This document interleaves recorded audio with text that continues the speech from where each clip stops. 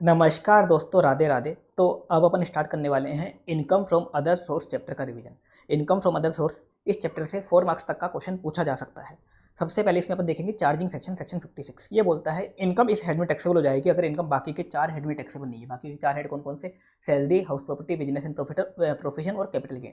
अगर income in head में taxable नहीं है और इनकम टैक्स में एग्जम्प्ट भी नहीं है तो यहाँ आ जाएगी। जैसे लॉटरी की इनकम बाकी 4 हेड में नहीं आती और इनकम टैक्स में एग्जम्प्ट भी नहीं है, यहाँ आ जाएगी। जैसे डिविडेंड की इनकम बाकी के 4 हेड में नहीं आती, इनकम टैक्स में एग्जम्प्ट भी नहीं है, यहाँ आ जाएगी।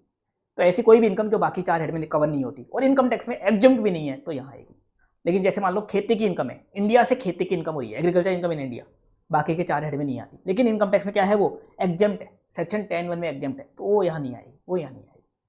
तो बाकी के 4 हेड में टैक्सेबल नहीं है और इनकम टैक्स में एग्जम्प्ट भी नहीं है, तो फिर उस इनकम को अपन यहाँ टैक्सेबल कर देंगे। अब यहाँ कौन कौन सी इनकम टैक्सेबल होती हैं उसका पूरा यहाँ एक टेबल बना हुआ है, कौन कौन सी इनकम टैक्सेबल होती है वो एक एक करके अपन देखेंगे।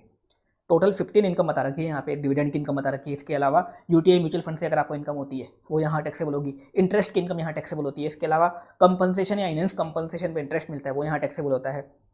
प्लांट मशीनरी फर्नीचर को अगर आप रेंट पे चढ़ा देते हो तो वो रेंट की इनकम यहाँ टैक्सेबल होती है। बिल्डिंग का रेंट हमेशा हाउस प्रॉपर्टी में जाता है, बाकी प्लांट मशीनरी फर्नीचर वगैरह का रेंट यहाँ आ जाता है। इसके अलावा अगर आपने एडवांस मनी फोरफिट करी थी कब, 1 अप्रैल 14 या उसके बाद, तो यहाँ टैक्सेबल हो जाती है। एमपी एमएलए को पार्लियामेंट असेंबली से जो सैलरी मिलती है या पे अलाउंस मिलते हैं वो यहाँ टैक्सेबल होते हैं, वो सैलरी एड में नहीं जाते हैं, यहाँ आते हैं। इसके अलावा फैमिली पेंशन यहाँ टैक्सेबल होती है। इसके अलावा लाइफ इंश्योरेंस पॉलिसी की मेजोरिटी अमाउंट मिलती है तो यहाँ टैक्सेबल होती है। इसके अलावा अगर आपको गिफ्ट मिलता है 50,000 से ज़्यादा का, यहाँ टैक्सेबल होता है। कैजुअल इनकम जो होती है लॉटरी वगैरह की वो यहाँ टैक्सेबल होती है। ऑनलाइन गेमिंग की इनकम यहाँ टैक्सेबल होती है। वर्चुअल डिजिटल असेट की जो इनकम होती है, वर्चुअल डिजिटल असेट को सेल करने से जो इनकम होती है वो यहाँ टैक्सेबल होती है। इसके अलावा इंडिया की जो ब्लैक मनी है, अघोषित संपत्ति, इंडिया का अनडिस्क्लोज्ड इनकम, वो यहाँ टैक्सेबल होती है। इसके अलावा भी कोई और इनकम है, जैसे इंडिया के बाहर से खेती की इनकम हो रही है, अब वो तो एग्जम्प्ट नहीं है, बाकी 4 हेड में नहीं आ पाती तो यहाँ आ जाती है वो। तो काफ़ी सारी इनकम यहाँ कवर होती है, एक एक करके हम देखेंगे। सबसे पहले देखेंगे डिविडेंड इनकम। डिविडेंड इनकम हमेशा अदर सोर्स की इनकम बनेगी, चाहे आपका बिजनेस ही क्या है, शेयर्स का बिजनेस है, शेयर्स का ट्रेडिंग का बिजनेस है, फिर भी डिविडेंड मिलेगा तो हमेशा कहाँ दिखाएंगे उसको? अदर सोर्स में। डिविडेंड हमेशा कहाँ जाता है? अदर सोर्स में। इंटरेस्ट में तो क्या होता है, अगर आपका मनी लेंडिंग का बिजनेस है तो इंटरेस्ट की इनकम बिजनेस हेड में चली जाती है, बिजनेस हेड में चली जाती है, अदर केस में यहाँ आ जाती है। लेकिन डिविडेंड में ऐसा नहीं है, डिविडेंड तो हमेशा, डिविडेंड की इनकम तो हमेशा यहाँ आएगी, हमेशा यहाँ आएगी। अब डिविडेंड इनकम कौन से कहाँ से हो रही है आपको? किसी भी कंपनी से हो डिविडेंड, चाहे वो फॉरेन कंपनी हो, चाहे डोमेस्टिक कंपनी हो, चाहे प्राइवेट कंपनी हो, चाहे पब्लिक कंपनी हो, चाहे लिस्टेड हो चाहे अनलिस्टेड हो, डिविडेंड मिलेगा आपको, अदर सोर्स की इनकम बनेगा। और डिविडेंड दो तरह का होता है, एक तो एक्चुअल डिविडेंड और एक होता है डीम्ड डिविडेंड। एक्चुअल डिविडेंड तो डिविडेंड के नाम से जो पैसा मिलता है। डीम्ड डिविडेंड क्या होता है, कंपनी शेयर होल्डर को कुछ और डिस्ट्रीब्यूट कर देती है, डिविडेंड के बजाय कुछ और डिस्ट्रीब्यूट कर देती है किसी और नाम से, वो बन जाता है डीम्ड डिविडेंड। अभी देखेंगे क्या होता है। तो डिविडेंड के केस में क्या होगा, शेयर होल्डर को टैक्स देना पड़ेगा, शेयर होल्डर के हैंड्स में क्या हो जाएगा, डिविडेंड टैक्सेबल हो जाएगा। और जो कंपनी डिविडेंड का पेमेंट कर रही है उसके हैंड्स में कोई भी टैक्स नहीं लगेगा। पहले क्या होता था, एक डीडीटी का कंसेप्ट होता था कुछ साल पहले, डिविडेंड डिस्ट्रीब्यूशन टैक्स, वो सब बंद हो चुका है। कंपनी को कुछ भी नहीं देना, कंपनी को डिविडेंड अगर पे करती है तो कंपनी को डिविडेंड के खर्चे की डिडक्शन नहीं मिलती है। अपन ने पढ़ा था पीजीबीपी में, डिविडेंड की कोई डिडक्शन नहीं मिलेगी। लेकिन कंपनी को कोई टैक्स भी नहीं देना, डीडीटी वगैरह भी नहीं देना, लेकिन शेयर होल्डर को टैक्स देना पड़ जाएगा। अब शेयर होल्डर देखो दो तरह के होते हैं, एक तो रेजिडेंट शेयर होल्डर होते हैं और एक नॉन रेजिडेंट शेयर होल्डर होते हैं। रेजिडेंट के तो क्या लग जाती है, डिविडेंड को जनरल इनकम मानते हैं तो जनरल रेट लग जाती है, या तो जनरल रेट या वो कंसेशनल रेट लग जाती है। नॉन रेजिडेंट शेयर होल्डर को अगर इंडियन कंपनी से डिविडेंड मिलता है तो उसके ऊपर स्पेशल रेट लगती है 115A, section 115A NR taxation में अपने आएगा, वहाँ स्पेशल रेट लग जाती है। स्पेशल रेट क्या होती है मैंने आपको पहले ही बताया था, स्पेशल रेट होती है कंपल्सरी। बाकी रेजिडेंट के लिए डिविडेंड इनकम क्या होती है, जनरल इनकम मानी जाती है। जनरल इनकम मान के अपन क्या लगाते हैं, जनरल रेट, जनरल रेट लगा देते हैं या तो, या जो कंसेशनल रेट अपन को अल्टरनेटिव रेट बता रखी है वो लगा देते हैं।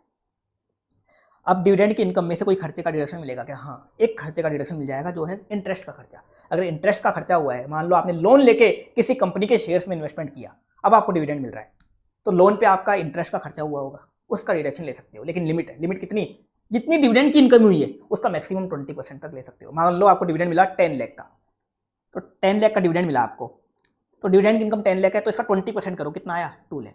2 लाख तक का आप डिडक्शन ले सकते हो। मान लो इंटरेस्ट 5 लाख का है तो डिडक्शन कितना ले पाओगे, 2 लाख। एक्चुअल इंटरेस्ट और 20% of dividend income, which average lower, which average lower, maximum 2 lakh तक का ले सकते हो। इंटरेस्ट का खर्चा 1 लाख का है तो कितना ले पाओगे, इस एग्जांपल में 1 लाख ही ले पाओगे, 1 लाख ही ले पाओगे। ये होता है डिविडेंड इनकम। डिविडेंड की इनकम में से और कोई खर्चे का डिडक्शन आपको नहीं मिलेगा। अब देखते हैं दूसरा, डीम्ड डिविडेंड। डीम्ड डिविडेंड के काफी सारे केस होते हैं। अब कौन कौन से केस हैं वो सब बता रखे हैं आपको, section 2 clause 22। To clause 22 A B C D E और F इसमें बता रखे हैं आपको। सबसे पहले पहला केस क्या बता रखा है, कंपनी क्या करती है, अपने असेट शेयर होल्डर को डिस्ट्रीब्यूट करती है, किसी और नाम से डिविडेंड डिस्ट्रीब्यूट नहीं करी, बस असेट डिस्ट्रीब्यूट कर रही है ऐसे ही। कंपनी का मन हुआ, कंपनी ने अपने असेट डिस्ट्रीब्यूट कर दिए, ये बन जाएगा डीम्ड डिविडेंड। दूसरा केस क्या है, कंपनी अपने शेयर होल्डर को क्या डिस्ट्रीब्यूट कर रही है, डिबेंचर्स या deposit certificate. Debenture deposit certificate free में बांट रही है अपने शेयर होल्डर को, या प्रेफरेंस शेयर होल्डर को बोनस शेयर बांट रही है, इक्विटी को नहीं, प्रेफरेंस शेयर होल्डर को बोनस शेयर बांट रही है, तो वो भी क्या बन जाएगा, डीम्ड डिविडेंड। तीसरा केस, कंपनी का लिक्विडेशन हो रहा है और कंपनी लिक्विडेशन के टाइम पे अपने एसेट बांट रही है शेयर होल्डर को, वो भी क्या बना जाता है, वो भी बन जाएगा डीम्ड डिविडेंड। चौथा, कंपनी अपनी कैपिटल को रिड्यूस करके, शेयर कैपिटल को रिड्यूस करके बाकी पैसा बांट रही है शेयर होल्डर को, क्या बन जाएगा, डीम्ड डिविडेंड। और पांचवा केस स्पेशल केस है जो खाली क्लोजली हेल्ड कंपनी मतलब प्राइवेट कंपनीज पे लगता है, प्राइवेट कंपनी या अनलिस्टेड पब्लिक कंपनी में लगता है। तो ये केस क्या है, कोई प्राइवेट कंपनी या अनलिस्टेड पब्लिक कंपनी क्या कर रही है, लोन और एडवांस दे रही है, लोन और एडवांस दे रही है, वो लोन एडवांस भी क्या बन जाएगा, डीम्ड डिविडेंड। ये 5 केस है, इन 5 केस में क्या होगा, डीम्ड डिविडेंड बनेगा, पर कितना बनेगा, to the extent of accumulated profit. इन 5 केस में डीम्ड डिविडेंड ऐसा नहीं कि 50 लाख का डिस्ट्रीब्यूशन किया कंपनी ने तो 50 लाख बन जाएगा, नहीं। कंपनी का अपन देखेंगे अक्यूमुलेटेड प्रॉफिट, मतलब कंपनी के देखेंगे अपन रिजर्व्स एंड सरप्लस, कंपनी के रिजर्व्स एंड सरप्लस कितने हैं। तो मान लो कंपनी के रिजर्व्स एंड सरप्लस 10 लाख है और कंपनी ने जो डिस्ट्रीब्यूशन किया है वो किया है 15 लाख का, तो बताओ 15 लाख बनाओगे क्या डीम्ड डिविडेंड, 15 लाख नहीं करोगे, 10 लाख। मैक्सिमम कितना बन सकता है, मैक्सिमम बन सकता है रिजर्व्स एंड सरप्लस का मैक्सिमम।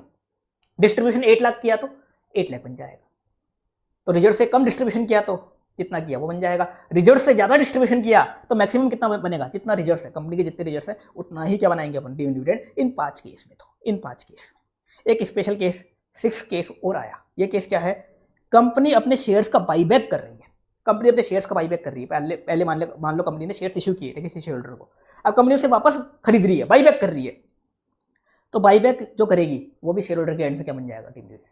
बाईबैक के टाइम कंपनी पेमेंट करेगी शेयर होल्डर को, मान लो 10 लाख का पेमेंट करिए, वो 10 लाख अमाउंट 10 लाख क्या बन जाएगा शेयर होल्डर के लिए, डीम्ड डिविडेंड। अदर सोर्स की इनकम बना देंगे उसको, 10 लाख क्या बन जाएगा, डीम्ड डिविडेंड। उसमें कैपिटल गेन नहीं लगता, वो बन जाता है डीम्ड डिविडेंड, वो बन जाता है डीम्ड डिविडेंड 222F में। यहाँ वो लिमिट नहीं है कि कितना बनेगा टू द रिजर्व्स, वो नहीं बनेगा यहाँ वो लिमिट नहीं है। यहाँ तो जितना पेमेंट करा कंपनी ने 10 लाख 20 लाख 30 लाख जितना पेमेंट किया पूरा ग्रोस पेमेंट ले लेंगे बस, वो बन जाएगा डीम्ड डिविडेंड। ये थे डीम्ड डिविडेंड के केस।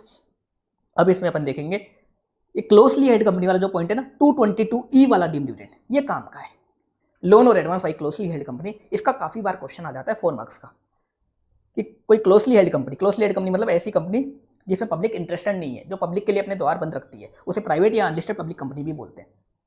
तो वो क्या करती है, लोन एडवांस दे रही है, लोन एडवांस दे रही है, वो बन जाएगा डीम्ड डिविडेंड। लेकिन किसको दे रही है लोन एडवांस, किसी शेयर होल्डर को दे रही है जिसका उस कंपनी में 10% या उससे ज्यादा का वोटिंग पावर है। छोटे मोटे शेयर होल्डर को नहीं दे रही, ऐसे शेयर होल्डर को जिसका उस कंपनी में 10% या उससे ज्यादा का वोटिंग पावर मतलब इक्विटी शेयर कैपिटल है, या तो उस शेयर होल्डर को दे रही है या किसी एंटिटी को दे रही है, किसी एंटिटी को उस ऊपर वाले शेयर होल्डर की कोई एंटिटी है जिसमें उस ऊपर वाले शेयर होल्डर का क्या है, सब्सटेंशियल इंटरेस्ट है। मान लो एक फर्म है ए एंड कंपनी, एंटिटी कुछ भी हो सकती है, फर्म भी हो सकती है, कंपनी भी हो सकती है, प्रोप्राइटरशिप भी हो सकती है।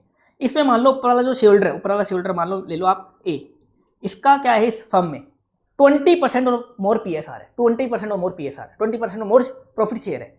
तो इस एंटिटी को भी दे रही है, मतलब शेयर होल्डर की एंटिटी को भी दे रही है, तो वो भी क्या बन जाएगा, डीम्ड डिविडेंड। वो भी क्या बन जाएगा, डीम्ड डिविडेंड बन जाएगा। कितना बनेगा, to the extent of accumulated profit. इसमें एक पॉइंट और दे रखा था, मान लो जैसे एक एग्जांपल से समझ लेते हैं, पता इसको अब। एक कंपनी है पार्ले प्राइवेट लिमिटेड, ये लोन और एडवांस देती है किसको, मिस्टर ए को। मिस्टर ए कौन है, इसकी 10% और मोर होल्डिंग है पार्ले में। तो बताओ क्या बन जाएगा, ये डीम्ड डिविडेंड बन जाएगा, क्योंकि शेयर होल्डर की होल्डिंग कितनी है, 10% और मोर की है, तो डीम्ड डिविडेंड बन जाएगा। किसके एंड में टैक्सेबल होगा, शेयर होल्डर के एंड में, ठीक है। अब मिस्टर ए की एक फर्म है ए एंड कंपनी नाम की, जिसमें मिस्टर ए का क्या है, substantial interest. Parle private limited इस ए एंड कंपनी को लोन एडवांस देती है, तो ये भी बन जाएगा डीम्ड डिविडेंड। अपन ने पढ़ा था किसके एंड से टैक्सेबल होगा, taxable in hands of share holder. Share holder A and company के एंड से नहीं होगा, फर्म के एंड से नहीं होगा, जो शेयर होल्डर है कंपनी का उसके एंड से होगा। तो यहाँ भी टैक्सेबल किसके एंड से होगा, मिस्टर ए के एंड से। तीसरा केस हो रहा है इसमें, जो पार्ले प्राइवेट लिमिटेड है, ना तो शेयर होल्डर को लोन दे रही, ना ही उसकी एंटिटी को लोन दे रही, किसी थर्ड पर्सन को लोन दे रही है, किसी थर्ड पर्सन को लोन एडवांस दे रही है। क्यों दे रही है, या तो मिस्टर ए के कहने पे दे रही है, या तो मिस्टर ए के कहने पे दे रही है, या मिस्टर ए के बेनिफिट के लिए दे रही है। पार्ले प्राइवेट लिमिटेड ने लोन दिया मिस्टर सी को, और मिस्टर सी ने ये पैसा दे दिया ए को मिस्टर ए के बेनिफिट के लिए। तो अगर ऐसा केस है तो ये भी क्या बन जाएगा, ये लोन एडवांस भी बन जाएगा डीम डिविडेंड। किसके हैंड्स में टैक्सेबल होगा? मिस्टर ए के हैंड्स में, शेयर होल्डर के हैंड्स में। मिस्टर सी के हैंड्स में नहीं होगा, मिस्टर ए के हैंड्स में ही टैक्सेबल होगा। अब मान लो मिस्टर ए बाद में इस लोन एडवांस का रिपेमेंट कर देता है, आज लोन लिया और कल रिपेमेंट कर दिया, तो डीम डिविडेंड क्या होगा? बनेगा नहीं बनेगा? बन जाएगा। फिर रिपेमेंट क्या है? इररिलेवेंट, चाहे नेक्स्ट डे करे चाहे 1 घंटे बाद कर दे। एक बार कंपनी ने दे दिया, एक बार कंपनी ने दे दिया तो दे दिया, एक बार दे दिया तो वो शेयर होल्डर के लिए क्या बन जाएगा? डीम्ड डिविडेंड, और शेयर होल्डर के लिए बन जाएगा इनकम, अदर सोर्स की इनकम। अब इसमें एक चीज बता रखा है, देखो यहाँ शेयर होल्डर मैंने लिया मिस्टर ए, शेयर होल्डर कोई भी हो सकता है, ऐसा जरूरी नहीं कि मिस्टर ए इंडिविजुअल होगा। शेयर होल्डर मान लो ए एंड कंपनी एक फर्म भी हो सकती है, या RSA एसोसिएट एक फर्म भी हो सकती है, या मान लो ABC लिमिटेड एक दूसरी कोई कंपनी भी हो सकती है। एक कंपनी में दूसरी कंपनी भी शेयर होल्डर हो सकती है, कोई फर्म भी शेयर होल्डर हो सकती है, और इंडिविजुअल तो हो ही सकता है। तो शेयर होल्डर ऐसा नहीं कि कुछ लोग सोचते हैं खाली इंडिविजुअल होगा, कोई भी बंदा शेयर होल्डर हो सकता है। जो भी शेयर होल्डर है उस शेयर होल्डर के हैंड्स में इनकम टैक्सेबल हो जाएगी, उस शेयर होल्डर के हैंड्स में इनकम टैक्सेबल होगी, ध्यान रखना बस। अब 3 केस बता रखे हैं जहां ये डीम डिविडेंड नहीं बनेगा, ये सेक्शन लगेगा ही नहीं, मतलब इनकम टैक्सेबल नहीं होगी। पहला केस, इस पार्ले प्राइवेट लिमिटेड का मान लो धंधा ही क्या है? लोन एडवांस देने का, मनी लेंडिंग का बिजनेस है इसका, तो इसने अपने शेयर होल्डर को लोन एडवांस देके कोई गुनाह नहीं करा, कोई गुनाह नहीं करा, ये डीम डिविडेंड नहीं बनेगा, पहला केस। तो दूसरा केस, पार्ले प्राइवेट लिमिटेड ने जो एडवांस दिया मिस्टर ए को, ये ट्रेड एडवांस दिया। ट्रेड एडवांस क्यों दिया? पार्ले ने मिस्टर ए को पैसे पकड़ा दिए और बोला कि तू मेरे क्रेडिटर का पेमेंट करिया, या इस पैसे से ये परचेज करके लिया, ये रॉ मटेरियल परचेज करके लिया, या ये पैसे पकड़ और इसे जॉब वर्क करके दे दे, या ये जॉब वर्क करवा दे। अगर ऐसा कोई एडवांस है जो बिजनेस ट्रांजेक्शन के लिए दिया गया है तो वो डीम डिविडेंड नहीं बनेगा, वो डीम डिविडेंड नहीं बनेगा। कोई एडवांस दिया गया है शेयर होल्डर के बेनिफिट के लिए, शेयर होल्डर का फायदा हो रहा है उसमें, तो वो बनता है, वो बनता है। इसके अलावा लास्ट केस है, लास्ट केस एक स्पेशल केस है। मान लो इस शेयर होल्डर ने, मिस्टर ए ने पास्ट में इस पार्ले प्राइवेट लिमिटेड पे कोई एहसान किया था, कोई एहसान किया था, तो उस एहसान को चुकाने के लिए अब पार्ले प्राइवेट लिमिटेड क्या करती है? करंट ईयर में लोन एडवांस देती है, तो वो भी डीम डिविडेंड नहीं बनेगा। इसका एक एग्जांपल लेता हूं मैं। मान लो जब पार्ले प्राइवेट लिमिटेड न्यू बनी थी, तो मिस्टर ए ने अपनी खुद की प्रॉपर्टी गिरवी रख के, खुद की इसकी पर्सनल प्रॉपर्टी थी मिस्टर ए की, वो गिरवी रख के इस पार्ले को लोन दिलवाया था, क्योंकि पार्ले प्राइवेट लिमिटेड की स्टार्टिंग में कोई औकात नहीं थी, कोई जानता नहीं था, तो कोई लोन वगैरह मिल नहीं रहा था। तो जब ये स्टार्टिंग में न्यू बनी थी, इसको पैसों की जरूरत थी, तो मिस्टर ए ने खुद की प्रॉपर्टी गिरवी रख के इसको लोन दिलवाया था। तो अब मान लो ये बात मान लो 10 साल पहले की है, करंट ईयर में मिस्टर ए को पैसे की जरूरत पड़ती है, तो मिस्टर ए ने अपना एहसान याद दिलाया पार्ले को, पार्ले उस एहसान को चुकाने के लिए क्या कर रही है? लोन एडवांस दे रही है, तो ये भी डीम डिविडेंड नहीं बनता। ये भी क्या होता है? डीम डिविडेंड नहीं बनता। ये केस लो का पॉइंट है, क्योंकि पहले शेयर होल्डर ने एहसान कर दिया, अब कंपनी एहसान कर रही है, बराबर हो गया काम दोनों का काम क्या हो गया? बराबर हो गया। ये था डीम डिविडेंड जो अपन ने देख लिया। डीम डिविडेंड भी शेयर होल्डर के हैंड्स में क्या होता है? टैक्सेबल होता है। इसके बाद यूटीआई म्यूचुअल फंड की यूनिट आपके पास है, उससे आपको इनकम हो रही है। यूटीआई म्यूचुअल फंड की यूनिट सेल करने से इनकम होगी, वो तो कैपिटल गेन में जाती है, लेकिन आपके पास यूटीआई म्यूचुअल फंड की यूनिट है, तो यूटीआई म्यूचुअल फंड वाले कभी कभी आपको डिविडेंड या इंटरेस्ट भी देते हैं, हालांकि बहुत कम देते हैं, लेकिन देते हैं। तो जो डिविडेंड और इंटरेस्ट मिला यूटीआई म्यूचुअल फंड की यूनिट पे, वो यूनिट होल्डर के हैंड्स में टैक्सेबल होगा। रिसीवर कौन है? Unit holder. यूनिट होल्डर को मिला, उसी के हैंड्स में टैक्सेबल होगा। अब यूनिट होल्डर को कोई डिडक्शन मिलेगा कि हाँ, खाली एक खर्चे का मिलेगा, वो इंटरेस्ट का खर्चा। मान लो लोन लेके इन्वेस्टमेंट किया और फिर मिल रहा है डिविडेंड इंटरेस्ट, तो इंटरेस्ट का खर्चा हुआ लोन पे, उसका डिडक्शन मिल जाएगा। कितना मिलेगा? सेम टू सेम डिविडेंड की तरह, मैक्सिमम 20% ऑफ सच इनकम। फालतू पॉइंट था, चलो आगे चलते हैं। अब देखते हैं इंटरेस्ट की इनकम। इंटरेस्ट की इनकम अगर आपको होती है तो क्या होगा? तो अगर आपको इंटरेस्ट मिला लोन पे, सिक्योरिटीज मतलब बॉन्ड्स पे, इंटरेस्ट ऑन डिवेंचर्स या इंटरेस्ट ऑन डिपॉजिट्स, ये सब मिल रहा है आपको, या आपने किसी को लोन दे रखा है, उस पर आपको इंटरेस्ट की इनकम हो रही है, तो क्या होगा? अगर मान लो आपका धंधा ही क्या है? मनी लेंडिंग का बिजनेस है, जैसे बैंक्स का बिजनेस होता है, तो बैंक्स की इंटरेस्ट की इनकम कहाँ जाती है? पीजीबीपी में जाती है। लेकिन आपका धंधा नहीं है मनी लेंडिंग का, आपका काम तो क्या है? आप तो मान लो जॉब वगैरह करते हो या कोई और बिजनेस करते होगे, लेकिन मनी लेंडिंग का बिजनेस नहीं, आपने तो ऐसे कोई लोन दे दिया, या ऐसे कोई मान लो डिबेंचर्स वगैरह में इन्वेस्टमेंट कर रखा है, तो अब आपको इंटरेस्ट का इनकम होगी, तो कहाँ जाएगी? Other source. धंधा अगर आपका वो है तो पीजीबी में चली जाएगी, नहीं तो अदर सोर्स में आएगी। हालांकि मैंने बताया था डिविडेंड के केस में ऐसा नहीं है, डिविडेंड में चाहे धंधा वही हो, फिर भी डिविडेंड की इनकम कहाँ दिखाते हैं? Other source. ऐसे ही यूटीआई म्यूचुअल फंड से जो मिलता है आपको, वो हमेशा अदर सोर्स में आता है। चाहे धंधा आपका काम ही क्या है, यूटीआई म्यूचुअल फंड में इन्वेस्ट करने का, फिर भी वो इनकम कहाँ जाती है? वो डिविडेंड वाली, वो डिविडेंड इंटरेस्ट वाली, अदर सोर्स। ये लोन वगैरह के इंटरेस्ट की बात हो रही है। अगर आपका मनी लेंडिंग का बिजनेस है तो फिर उसको अपन पीजीबी में दिखा देते हैं उस इंटरेस्ट को, नहीं तो अगर बिजनेस नहीं है तो अदर सोर्स में दिखा देते हैं। अब इंटरेस्ट की इनकम में से आपको सभी खर्चों का डिडक्शन मिल जाता है। मान लो आपने लोन लेके लोन दिया तो इंटरेस्ट लगा आपका, मान लो कोई ब्रोकरेज वगैरह लगाओ, वो भी मिल जाएगा, या कोई और एक्सपेंस हुए हो आपके, तो सब डिडक्शन ले सकते हो, बस as per PGBP provision. PGBP के आपको प्रोविजन ध्यान रखने हैं, मतलब आपका खर्चा बिजनेस के लिए होना चाहिए, जैसे वहाँ था ना, तो मतलब आपका खर्चा इसी इनकम के लिए होना चाहिए। दूसरा रेवेन्यू होना चाहिए। तीसरा लीगल होना चाहिए। चौथा आपको 10,000 से ज़्यादा का पेमेंट कैश में नहीं करना। पांचवा टीडीएस कटता है तो टीडीएस काटना है, नहीं करोगे तो फिर वो डिडक्शन वगैरह नहीं मिलेंगे या डिसअलाउ हो जाएगा। तो पीजीबीपी के प्रोविजन के अकॉर्डिंग मिलेंगे। यहाँ आगे बता रखा है बैंक डिपॉजिट पे आपको इंटरेस्ट मिलता है। हमेशा क्या होता है, अदर सोर्स की इनकम बनता है। आपने बैंक में पैसा जमा करवा रखा है, सेविंग अकाउंट में, एफडी पे, तो जो इंटरेस्ट मिलेगा हमेशा क्या बनेगा, अदर सोर्स की इनकम। आप लोग करंट अकाउंट में जमा करवा रखा है तो करंट अकाउंट में इंटरेस्ट नहीं मिलता, सेविंग अकाउंट में मिलता है, एफडी पे मिलता है, तो वो हमेशा क्या होगा, अदर सोर्स की इनकम बनता है हमेशा। आप ऐसा नहीं बोल सकते कि मेरा तो धंधा ही है, नहीं, हमेशा क्या होगा, अदर सोर्स इनकम बनता है। आगे बता रखा है टैक्स रिफंड, आपको जीएसटी का या इनकम टैक्स का रिफंड मिला, तो रिफंड मिला तो अपन ने देख लिया था क्या होता है, पीजीबीपी। अब उस रिफंड पे इंटरेस्ट मिला तो इंटरेस्ट हमेशा अदर सोर्स की इनकम बनता है। कब बनता है, जब आपको इंटरेस्ट रिसीव हो जाता है, जिस ईयर में रिसीव हो जाता है, ड्यू बेसिस पे नहीं बनता, हमेशा रिसीव बेसिस पे इनकम बनता है ये वाला इंटरेस्ट, टैक्स रिफंड वाला। अब कुछ एग्जाम्प्ट इंटरेस्ट बता रखे हैं, पीपीएफ पे इंटरेस्ट मिलता है, पब्लिक प्रोविडेंट फंड पे एग्जाम्प्ट रहता है, फालतू पॉइंट है। अगला post office saving bank account पे इंटरेस्ट मिलता है, वो भी एग्जाम्प्ट होता है। कितना होता है इंडिविजुअल के लिए, इंडिविजुअल अकाउंट है तो 3500 एग्जाम्प्ट है, और अगर आपने मान लो जॉइंट अकाउंट खुलवा रखा है, अपनी वाइफ का या मम्मी पापा का नाम डलवा रखा है, जॉइंट अकाउंट खुलवा रखा है तो 7000 तक एग्जाम्प्ट है। मान लो 10,000 का मिला तो 7000 एग्जाम्ट, बचा हुआ 3000 क्या हो जाएगा, टैक्सेबल। ये भी फालतू पॉइंट है, दोनों इंडिविजुअल के पॉइंट है, जितने पॉइंट इंडिविजुअल के होंगे उतने फालतू होंगे। अगला पॉइंट ये थोड़ा काम का हो सकता है क्योंकि ये केस लो का पॉइंट है, इसका 4 नंबर का क्वेश्चन आ भी सकता है। क्या है, interest on share application money deposited in bank to comply with statute. आपके पास शेयर एप्लीकेशन मनी आई, आपने शेयर इश्यू किए होंगे, शेयर एप्लीकेशन मनी आती है जब कंपनी का आईपीओ आता है, तो कंपनी के पास एप्लीकेशन मनी काफ़ी आ जाती है। फिर कंपनी अलॉटमेंट बाद में करती है, तो अलॉटमेंट सभी को नहीं हो पाता, तो कंपनी के पास जैसे ही शेयर एप्लीकेशन मनी आती है, कंपनी इसको बैंक में जमा करवा देती है। फिर उसमें से 60-70% लोगों को तो शेयर अलॉट हो जाते हैं, बाकी का पैसा रिफंड कर देती है कंपनी, यही होता है। तो कंपनी को शेयर एप्लीकेशन मनी खुद के पास नहीं रखनी होती है, एक बैंक अकाउंट ओपन करना होता है, सेपरेट बैंक अकाउंट, और सेपरेट बैंक अकाउंट में जमा करवानी होती है। करवा दी कंपनी ने जमा, और उस पर बन गया इंटरेस्ट की इनकम। बैंक में पैसा पड़ा था, मान लो 10 दिन के लिए पैसा पड़ा था, 10 दिन में इंटरेस्ट की इनकम हो गई कंपनी को, कंपनी के तो इंटरेस्ट के मजे हो गए। तो ये इंटरेस्ट की इनकम टैक्सेबल नहीं होती, ये टैक्सेबल नहीं होती। कि शेयर एप्लीकेशन मनी पे जो इंटरेस्ट बना, क्यों बना, क्योंकि कंपनी को शेयर एप्लीकेशन मनी जमा करवानी पड़ी स्टैट्यूटरी रिक्वायरमेंट को कंप्लाई करने के लिए।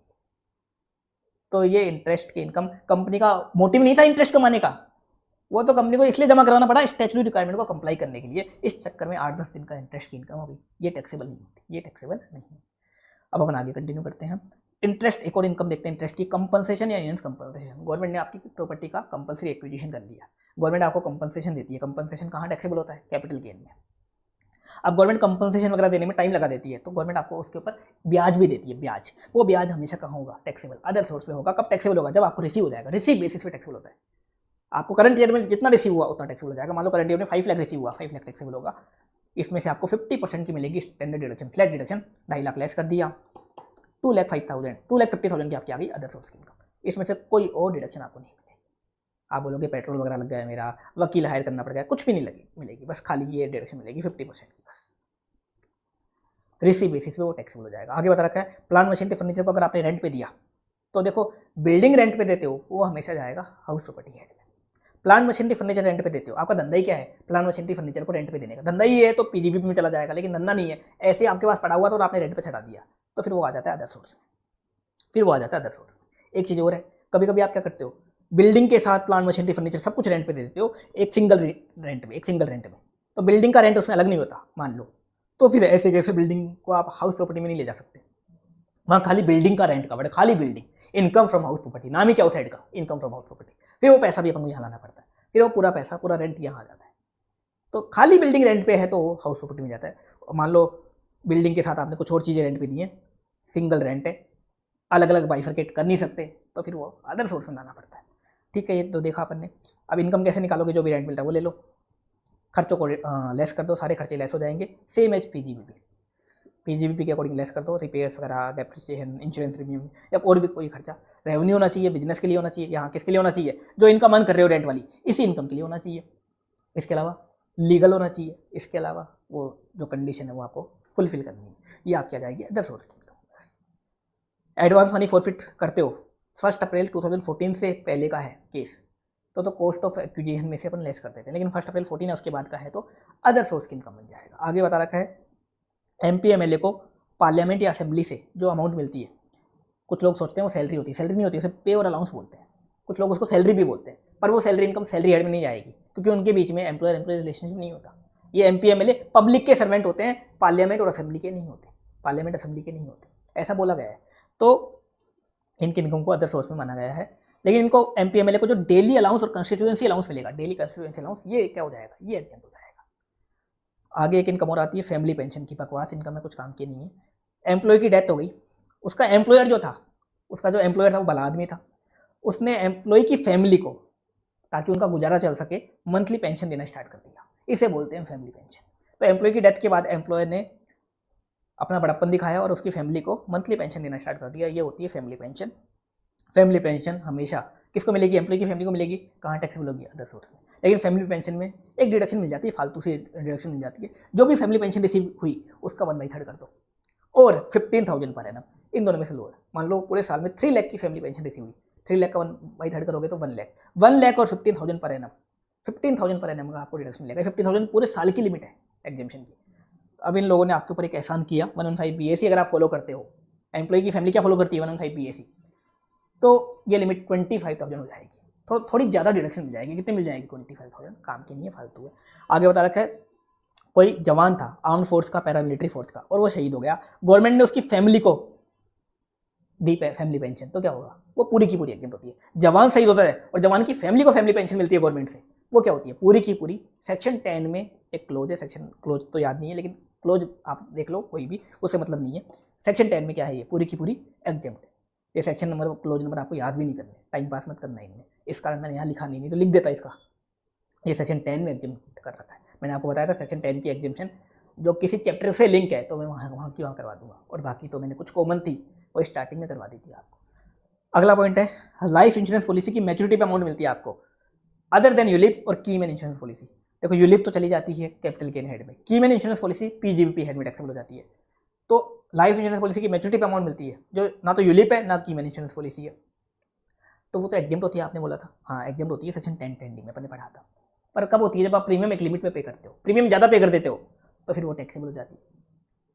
तो मैच्योरिटी पे अमाउंट मिले टैक्सेबल कैसे होगी, मैच्योरिटी पे जो भी पैसा मिला, मान लो 50 लाख मिले, वो ले लो, और उस दिन तक उस पॉलिसी पे आपने जितना भी प्रीमियम पे किया था, मान लो 40 लाख पे किया था, वो लेस कर दो, 10 लाख की आपकी इनकम आ जाएगी, ये आ जाएगी इनकम। कहाँ टैक्सेबल होगी, अदर सोर्स की, अदर सोर्स की इनकम यूलिप जाती है कैपिटल गेन में, की मैन इंश्योरेंस पॉलिसी पीजीबीपी में, और normal life insurance policy, normal life insurance policy यहाँ टैक्सेबल होती है अगर वो एग्जेम्प्ट नहीं है। अगर वो एग्जेम्प्ट नहीं है तो, अगर एग्जेम्प्ट है तो बात ही खत्म है, अगर एग्जेम्प्ट नहीं है तो यहाँ टैक्सेबल हो जाती है। डेथ पे पैसा मिलता है अगर लाइफ इंश्योरेंस पॉलिसी का, मैच्योरिटी पे नहीं मिलता, डेथ पे मिलता है, तो फिर वो फुल्ली एग्जेम्प्ट होता है। 10(10)D में बता रखा है, पढ़ा था अपन ने। अब अपन आगे कंटिन्यू करते हैं, अगला सेक्शन देखते हैं, सेक्शन 56 to 10। देखो अभी तक अपने जो भी देखा था ना, ये 56 चल रहा था अपना, सेक्शन 56 में दे रखे थे क्लोज 56 सब सेक्शन 2 क्लोज 10। अब क्लोज देख रहे हैं तो ये क्लोज 1, क्लोज 2, क्लोज 3, काफ़ी सारे क्लोज चल रहे थे, अपन ने डायरेक्ट देख लिए, क्योंकि आपको ये सेक्शन नंबर वगैरह याद नहीं रखने। ये तो क्या है, फेमस सेक्शन है, इस कारण मैंने यहाँ लिख रखा है इसका सेक्शन। तो ये सेक्शन किसकी बात करता है, गिफ्ट के टैक्सेशन की बात करता है।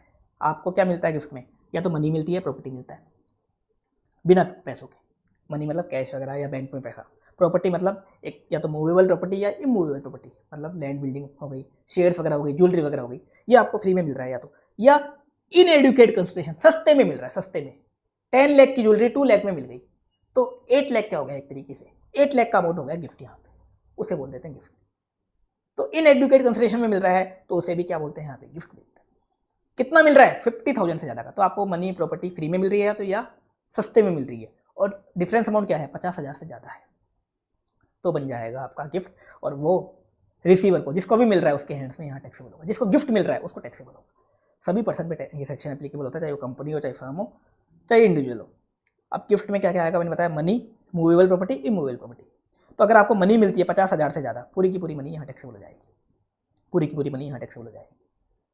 मान लो आपको 60,000 रुपये की मनी गिफ्ट में मिली, तो कितना टैक्सेबल करोगे, पूरा 60,000। ऐसा मत कर देना 50,000 तक एग्जाम, 50,000 से जैसे ही ऊपर चला गया पूरा अमाउंट टैक्सेबल होगा। 50,000 कोई एग्जामिनेशन लिमिट नहीं है, 50,000 से जैसे ही ऊपर चला गया तो फिर पूरा अमाउंट टैक्सेबल हो जाएगा। अब ये जो लिमिट है एग्रीगेट लिमिट होती है, मान लो आपको 3 पर्सन से मनी गिफ्ट में मिली, एक बंदा है अमन, अमन को 3% से मनी गिफ्ट में मिली, ए बी और सी, तीनों ने 20,000 दिए मान लो अमन को पूरे साल में। तो अमन को कितना मिला पूरे साल में मनी? 60,000, 50,000 से ज़्यादा हो गई, क्या हो जाएगी? टैक्सेबल हो जाएगी। पर पर्सन नहीं देखेंगे, अमन को, रिसीवर कौन है? अमन, उसको पूरे साल में कितने गिफ्ट मिल रहे हैं उसका एग्रीगेट करेंगे। ऐसा नहीं करेंगे कि मिस्टर ए से कितना मिल रहा है उसको अलग करेंगे, बी से कितना मिल रहा है उसको अलग करेंगे, ऐसा नहीं करेंगे। अमन को टोटल गिफ्ट कितने मिले पूरे साल में, पूरा एग्रीगेट लेते हैं। क्या करते हैं? पूरा एग्रीगेट लेते हैं। तो ये एग्रीगेट लेते हैं, क्या करते हैं? एग्रीगेट लेते हैं। अब मूवेबल प्रॉपर्टी में क्या क्या आता है वो अभी देखेंगे अपन, उससे पहले आप मानो शेयर्स वगैरह, ज्वेलरी वगैरह। तो शेयर्स ज्वेलरी अगर आपको गिफ्ट में मिलते हैं, 50,000 से ज़्यादा की वैल्यू है उनकी, वैल्यू क्या देखते हैं अपन? एफएमवी देखते हैं, फेयर मार्केट वैल्यू। तो पूरी एफएमवी टैक्स मिल जाती है। जैसे मान लो आपको 2 लाख की ज्वेलरी गिफ्ट में मिली, 2 लाख की ज्वेलरी गिफ्ट में मिली, तो 2 लाख आपके अदर सोर्स की इनकम हो जाएगा। अब ज्वेलरी आपको सस्ते में मिली तो 10 लाख की ज्वेलरी आपको मान लो 4 लाख में मिल गई, 10 लाख की ज्वेलरी 4 लाख में मिल गई, डिफरेंस अमाउंट कितना आ गया? 6 लाख, 50,000 से ज़्यादा है 6 लाख, तो 6 लाख क्या हो जाएगा? पूरा 6 लाख डिफरेंस अमाउंट टैक्स हो जाएगा। तो 10 लाख की ज्वेलरी थी, 4 लाख में आपको मिल गई, तो डिफरेंस कितना आया? 6 लाख। देखो डिफरेंस देखना पड़ेगा फिर आपको, डिफरेंस कितना है? 6 लाख। 6 लाख का गिफ्ट हुआ ना, 10 लाख की ज्वेलरी 4 लाख में मिली, तो 4 लाख तो आपने पे कर दिए, तो गिफ्ट कितना हुआ आपके लिए? 6 लाख। तो 6 लाख देखो 50,000 से ज़्यादा है, तो पूरा 6 लाख क्या हो जाएगा? 6 लाख टैक्सेबल हो जाएगा, 6 लाख टैक्सेबल हो जाएगा। अब मनी मूवेबल प्रॉपर्टी में अपन को दोनों का एग्रीगेट करना होता है। दोनों का कैसे? मान लो एक बंदा अपना अमन, अमन को गिफ्ट मिल रहे हैं। गिफ्ट में देखो एक तो अमन को ए से तो मनी मिली, 30,000 की मिली मनी, बी से 40,000 की मिली ज्वेलरी। तो बताओ क्या होगा? अमन को टोटल 70,000 के गिफ्ट मिले, मनी प्लस मूवेबल प्रॉपर्टी। तो टैक्सेबल करोगे क्या? आप बोलोगे कि मनी भी लिमिट में है और ज्वेलरी भी लिमिट में है, ऐसा नहीं। एग्रीगेट करते हैं मनी मूवेबल प्रॉपर्टी, दोनों का क्या करते हैं अपन? एग्रीगेट। दोनों का क्या होता है? देखो दोनों का क्या है? एग्रीगेट। दोनों का करेंगे एग्रीगेट। तो देखो दोनों का एग्रीगेट करेंगे तो अमन को 70,000 का गिफ्ट मिला है, 30,000 का मनी में, 40,000 ज्वेलरी, 50,000 से ज़्यादा है तो पूरा 70,000 क्या हो जाएगा? टैक्स। तो मनी मूवेबल प्रॉपर्टी का क्या होता है? पूरा एग्रीगेट होता है। अब हम बात करते हैं इमूवेबल प्रॉपर्टी। इमूवेबल प्रॉपर्टी अगर आपको फ्री में मिलती है, गिफ्ट में मिलती है, फ्री में मिलती है, और स्टाम्प ड्यूटी वैल्यू 50,000 से ज़्यादा है, यहाँ क्या देखते हैं? इमूवेबल प्रॉपर्टी की स्टाम्प ड्यूटी वैल्यू। तो स्टाम्प ड्यूटी वैल्यू 50,000 से ज़्यादा है तो पूरी स्टाम्प ड्यूटी वैल्यू टैक्सेबल कर देंगे। जैसे आपको एक लैंड गिफ्ट में मिला, लैंड की स्टाम्प ड्यूटी वैल्यू थी मान लो 70,000, तो 70,000 आपका क्या हो जाएगा? टैक्सेबल हो जाएगा। अब इमूवेबल प्रॉपर्टी में हम टैक्स चेक कैसे करते हैं? पर प्रॉपर्टी। कैसे चेक करते हैं? मान लो आपको 2 लैंड गिफ्ट मिले, लैंड 1 और लैंड 2। लैंड 2 की थी 30,000 और लैंड 1 था 70,000, क्या होगा? लैंड 1 तो टैक्सेबल हो जाएगा, लैंड 2 टैक्सेबल नहीं होगा। इमूवेबल प्रॉपर्टी में अपन बिल्कुल सेपरेट चेक करते हो, पर प्रॉपर्टी चेक करते हैं, पर प्रॉपर्टी। मनी और मूवेबल प्रॉपर्टी दोनों का तो एग्रीगेट कर देते हैं और इमूवेबल प्रॉपर्टी को सेपरेट रखते हैं। इमूवेबल प्रॉपर्टी की जो लिमिट है 50,000 की सेपरेट है और ये पर प्रॉपर्टी लिमिट है, तो ये तो टैक्सेबल नहीं होगा, ये वाला हो जाएगा। मान लो 2 लैंड मिले, लैंड 1 था 40,000 का, लैंड 2 था 30,000 का। अब बताओ, अब एग्रीगेट करोगे क्या? नहीं, दोनों ही टैक्सेबल नहीं होंगे, दोनों ही लिमिट के अंदर है। तो इमूवेबल प्रॉपर्टी में अपन चेक कैसे करते हैं? पर प्रॉपर्टी। अब एक केस हो रहा है इमूवेबल प्रॉपर्टी में, अगर आपको इमूवेबल प्रॉपर्टी लैंड बिल्डिंग क्या हुआ? सस्ते में मिली, इन एडुकेट कंसिडरेशन, सस्ते में मिली। सस्ते में कैसे मिली? मान लो स्टाम्प ड्यूटी वैल्यू थी 15 लाख और सेल प्राइस ये आपको जो मिली वो मिली 10 लाख में। जिस बंदे ने आपको सेल करी, मैं सेल करने वाले की बात नहीं कर रहा, सेल करने वाले के लिए तो कैपिटल गेन निकलता है, उसमें अपन क्या करते हैं? फॉर्मूला वगैरह लगाते हैं, sale price stamp duty value which higher वगैरह वगैरह करते रहते हैं। वहाँ तो कैपिटल गेन निकलता है, या तो अगर धंधा ही है तो बिजनेस की इनकम निकल जाती है। मैं रिसीवर की बात कर रहा हूँ जिसको गिफ्ट मिल रहा है। 10 लाख में मिल गई 15 लाख की वैल्यू की प्रॉपर्टी, वैल्यू थी 15 लाख लैंड की, और 10 लाख में मिल गया, 5 लाख का डिफरेंस है, तो क्या करोगे? 5 लाख का डिफरेंस अमाउंट टैक्सेबल कर दोगे। 50,000 से ज़्यादा है डिफरेंस अमाउंट, लेकिन यहाँ एक चीज़ और चेक करेंगे, एक कंडीशन और दे रखी है टैक्सेबल करने के लिए, कि जो स्टाम्प ड्यूटी वैल्यू है ना वो सेल प्राइस का 110% से ज़्यादा होना चाहिए। मतलब इन दोनों में जो डिफरेंस है ना 10% से ज़्यादा होना चाहिए, तो ही टैक्सेबल होगा। यहाँ तो देखो stamp duty value sale price का 150% है, 50% का डिफरेंस होगा दोनों में, तो टैक्सेबल हो जाएगा। लेकिन मान लो मैं थोड़ा सा चेंज करता हूँ केस, स्टाम्प ड्यूटी वैल्यू है मान लो 10,80,000 और सेल प्राइस 10 लाख। 10,80,000 की प्रॉपर्टी आपको 10 लाख में मिल गई, तो फायदा कितना हुआ आपके लिए? गिफ्ट कितना है? 80,000 का गिफ्ट हो गया आपके लिए एक तरीके से, 80,000 का गिफ्ट हो गया। 50,000 से ज़्यादा आप बोलोगे टैक्सेबल कर देते हैं, टैक्सेबल तो कर दोगे, लेकिन एक कंडीशन चेक करनी है, stamp duty value sale price का 10% से, क्या बोलते हैं, stamp duty value sale price का 110% से ज़्यादा होनी चाहिए। दोनों में डिफरेंस 10% से ज़्यादा का होना चाहिए। यहाँ देखो stamp duty value sale price का कितना है, 108% है। दोनों में डिफरेंस खाली 8% का है। आप टैक्सेबल नहीं कर पाओगे। डिफरेंस 50,000 से ज़्यादा होते हुए भी एग्जेम्प्ट हो जाएगा। ये वाला गिफ्ट आपका एग्जेम्प्ट हो जाएगा। क्यों? ये 10% की लिमिट क्यों डाली? याद करो 43CA 50C मैंने आपको पढ़ाया था कैपिटल गेन और पीजीबीपी में। क्या पढ़ाया था? सेलर के लिए, अगर सेलर लैंड बिल्डिंग सेल करता है तो उसके लिए अपन सेल प्राइस क्या लेते हैं, सेल कंसिडरेशन क्या लेते हैं, सेल प्राइस और stamp duty value which average higher करते हैं, ठीक है। लेकिन अपन ने उसमें एक लिमिट देखी थी, एक टॉलरेंस बैंड देखा था। अगर सेल प्राइस और स्टाम्प ड्यूटी वैल्यू में जो डिफरेंस है अप टू 10% तक है, या stamp duty value sale price का अप टू 110% है, तो अपन स्टाम्प ड्यूटी वैल्यू को इग्नोर कर देते हैं और सेल प्राइस को ही एक्चुअल सेल कंसिडरेशन मान लेते हैं। तो ऐसे केस में मान लो, इस केस में क्या होता, सेलर के लिए भी अपन सेल प्राइस बताओ क्या लेते, 10 लाख ही लेते, क्योंकि दोनों में डिफरेंस 10% का है। तो सेलर के लिए भी अपन ये लेते, स्टाम्प ड्यूटी वैल्यू तो इसमें इग्नोर ही कर देते, अपन तो सेल प्राइस 10 लाख मान लेते, अपन तो मान लेते कोई दिक्कत नहीं है, 10 लाख सेल प्राइस। तो बाहर के लिए भी क्या है, परचेज प्राइस 10 लाख, तो कोई गिफ्ट है ही नहीं, तो कोई गिफ्ट नहीं। तो उन दोनों सेक्शन की लिमिट के चक्कर में यहाँ पे भी ये पॉइंट डाल दिया कि डिफरेंस दोनों में 10% से ज़्यादा होना चाहिए तो ही टैक्सेबल करेंगे। अभी यहाँ पे 80,000 का डिफरेंस आ रहा है, फिर भी टैक्सेबल नहीं होगा, डिफरेंस 10% से ज़्यादा का होना चाहिए। खाली ये इमूवेबल प्रॉपर्टी की बात है, मूवेबल प्रॉपर्टी में नहीं है ऐसा पॉइंट, डिफरेंस वाला पॉइंट। अब आपको मान लो क्वेश्चन में 2 स्टाम्प ड्यूटी वैल्यू दे रखी है, एग्रीमेंट वाली भी और रजिस्ट्रेशन वाली भी, कौन सी लोगे? तो 50C 43CA में लेते हैं ना अपन। कैसे देखते हैं, क्या देखते हैं अपन, होल या पार्ट कंसिडरेशन ऑन और before date of agreement, account payee cheque DD ECS वगैरह से दिया गया है, तो एग्रीमेंट वाले दिन की ले लो स्टाम्प ड्यूटी वैल्यू। अगर ऐसा नहीं है तो रजिस्ट्रेशन वाले दिन की स्टाम्प ड्यूटी वैल्यू, अगर ऐसा केस होता है तो। अब प्रॉपर्टी में देखो क्या लोगे, प्रॉपर्टी का डेफिनेशन बता रखा है, जिसको गिफ्ट मिल रहा है उसके लिए वो कैपिटल एसेट होना चाहिए। प्रॉपर्टी में देखो एक तो मूवेबल प्रॉपर्टी, एक इमूवेबल प्रॉपर्टी। देखो मनी तो कोई दिक्कत नहीं है, मनी तो कैश हो गया बैंक में, पैसा हो गया। अब प्रॉपर्टी की बात हो रही है, तो प्रॉपर्टी रिसीवर के लिए क्या होना चाहिए, कैपिटल एसेट। स्टॉक नहीं होना चाहिए। मान लो किसी का ज्वेलरी का बिजनेस है, उसको ज्वेलरी गिफ्ट में मिल रही है या ज्वेलरी कम प्राइस में मिल रही है, क्या होगा, पीजीबीपी हेड में चला जाएगा। किसी का लैंड बिल्डिंग का बिजनेस है, रियल एस्टेट का बिजनेस है, उसको लैंड बिल्डिंग कम प्राइस में मिल रही है, गिफ्ट में मिल रही है, कहाँ चला जाएगा, पीजीबीपी हेड। वो पीजीबीपी हेड में गिफ्ट बन जाएगा।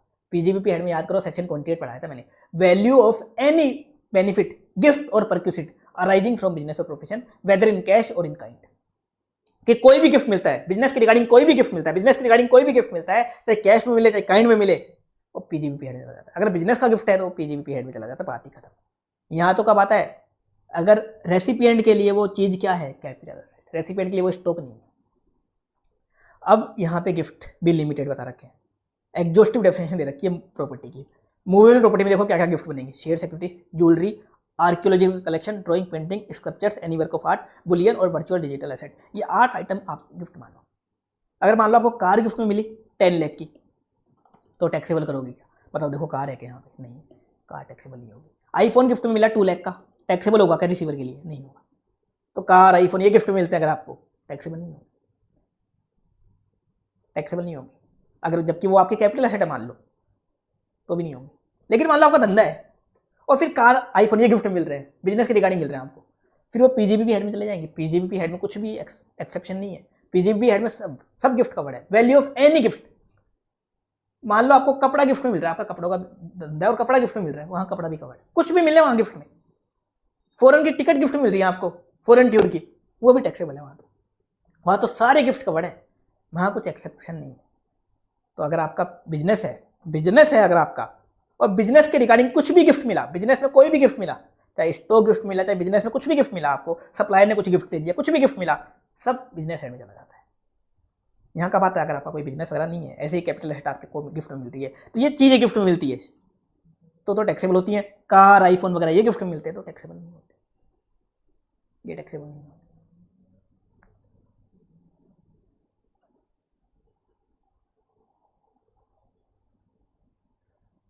अगला है इमूवेबल प्रॉपर्टी में क्या आएगा, लैंड बिल्डिंग आ जाएंगे। लेकिन लैंड बिल्डिंग में एक चीज छोड़ देना, रूरल एग्रीकल्चर लैंड वो नहीं आएगा, क्योंकि रूरल एग्रीकल्चर लैंड तो कैपिटल एसेट ही नहीं होता, बेचने वाले के टैक्सेबल नहीं होता।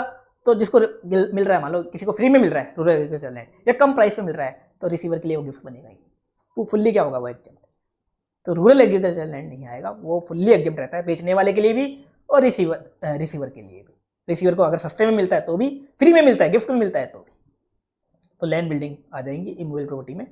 रूरल एग्रीकल्चर लैंड को छोड़ के। अब अपन आते हैं कुछ केस में आपके ये सेक्शन लगेगा ही नहीं, मतलब गिफ्ट होते हुए भी गिफ्ट टैक्सेबल नहीं होगा। मान लो आपको 50 लाख की लैंड गिफ्ट में मिली, आपके लिए मान लो वो कैपिटल एसेट है, आपका बिजनेस वगैरह नहीं है, आपके लिए वो कैपिटल एसेट है, फिर भी वो एग्जिम्प्ट हो जाएगा। कब? अगर वो आपको रिलेटिव से मिलता है। किससे मिलता है? रिलेटिव से। रिलेटिव कौन होता है भी देखेंगे अपन। रिलेटिव से गिफ्ट मिलता है पूरा का पूरा एग्जिम्प्ट, कितना भी मिले, करोड़ों में मिले, कितना भी मिले, पूरा एग्जिम्प्ट। दूसरा केस, शादी पे अगर आपको गिफ्ट मिलता है, शादी पे आपकी शादी हो रही है, एंगेजमेंट की बात नहीं कर रहा मैं, एंगेजमेंट मंगनी दस्तूर इनकी बात नहीं कर रहा, शादी की बात कर रहा हूँ, एनिवर्सरी की बात भी नहीं कर रहा, खाली मैरिज।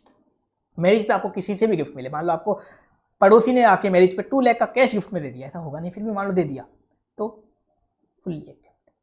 शादी में आप कितना भी गिफ्ट ले लो, पूरा का पूरा क्या एग्जिम्प्ट है। तीसरा, आपको वसीयत के थ्रू मिला या इनहेरिटेंस में मिला। इनहेरिटेंस मतलब पहले कोई प्रॉपर्टी आपके दादा की थी, फिर पापा की हुई, फिर आपकी हुई, ऐसा मान लो। या वसीयत थी, मान लो आपके दोस्त की वसीयत थी कि उसमें लिखा हुआ था कि उसके मरने के बाद वो प्रॉपर्टी आपकी हो जाएगी, दोनों में आपके और दोस्त के बीच में गहरी दोस्ती थी, तो ऐसे वसीयत के थ्रू मिला या इनहेरिटेंस में मिला, पूरा एग्जिम्प्ट। आगे, in contemplation of death of donor और पेयर, इसका मतलब क्या है?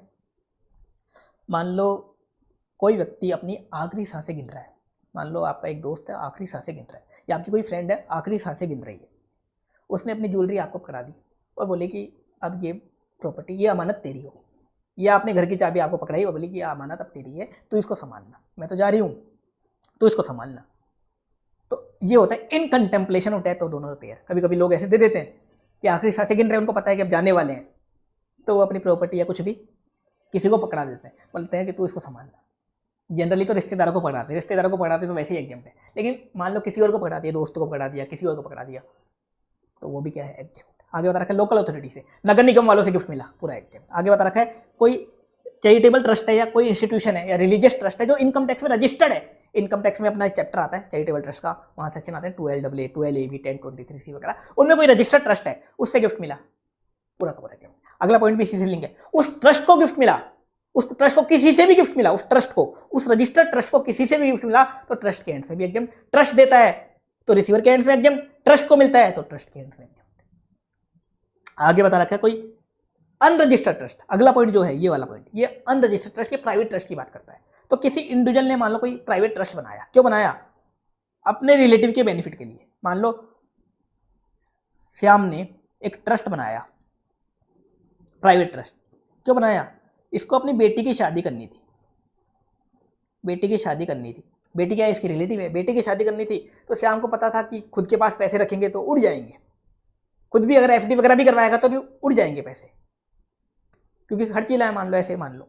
तो इसने क्या किया? एक ट्रस्ट बना के पैसे यहाँ ट्रांसफर कर दिए, तो ट्रस्ट को फ्री में पैसे मिल गए। बेटी की शादी के लिए इसने 10 लाख रुपीज इस ट्रस्ट में डाल दिए ताकि फ्यूचर में बेटी की शादी कर सके। तो अगर ऐसा केस है तो ट्रस्ट को जो पैसा मिला ये क्या है? एग्जिम्प्ट। एग्जिम्प्ट, ये क्या है? एग्जिम्प्ट।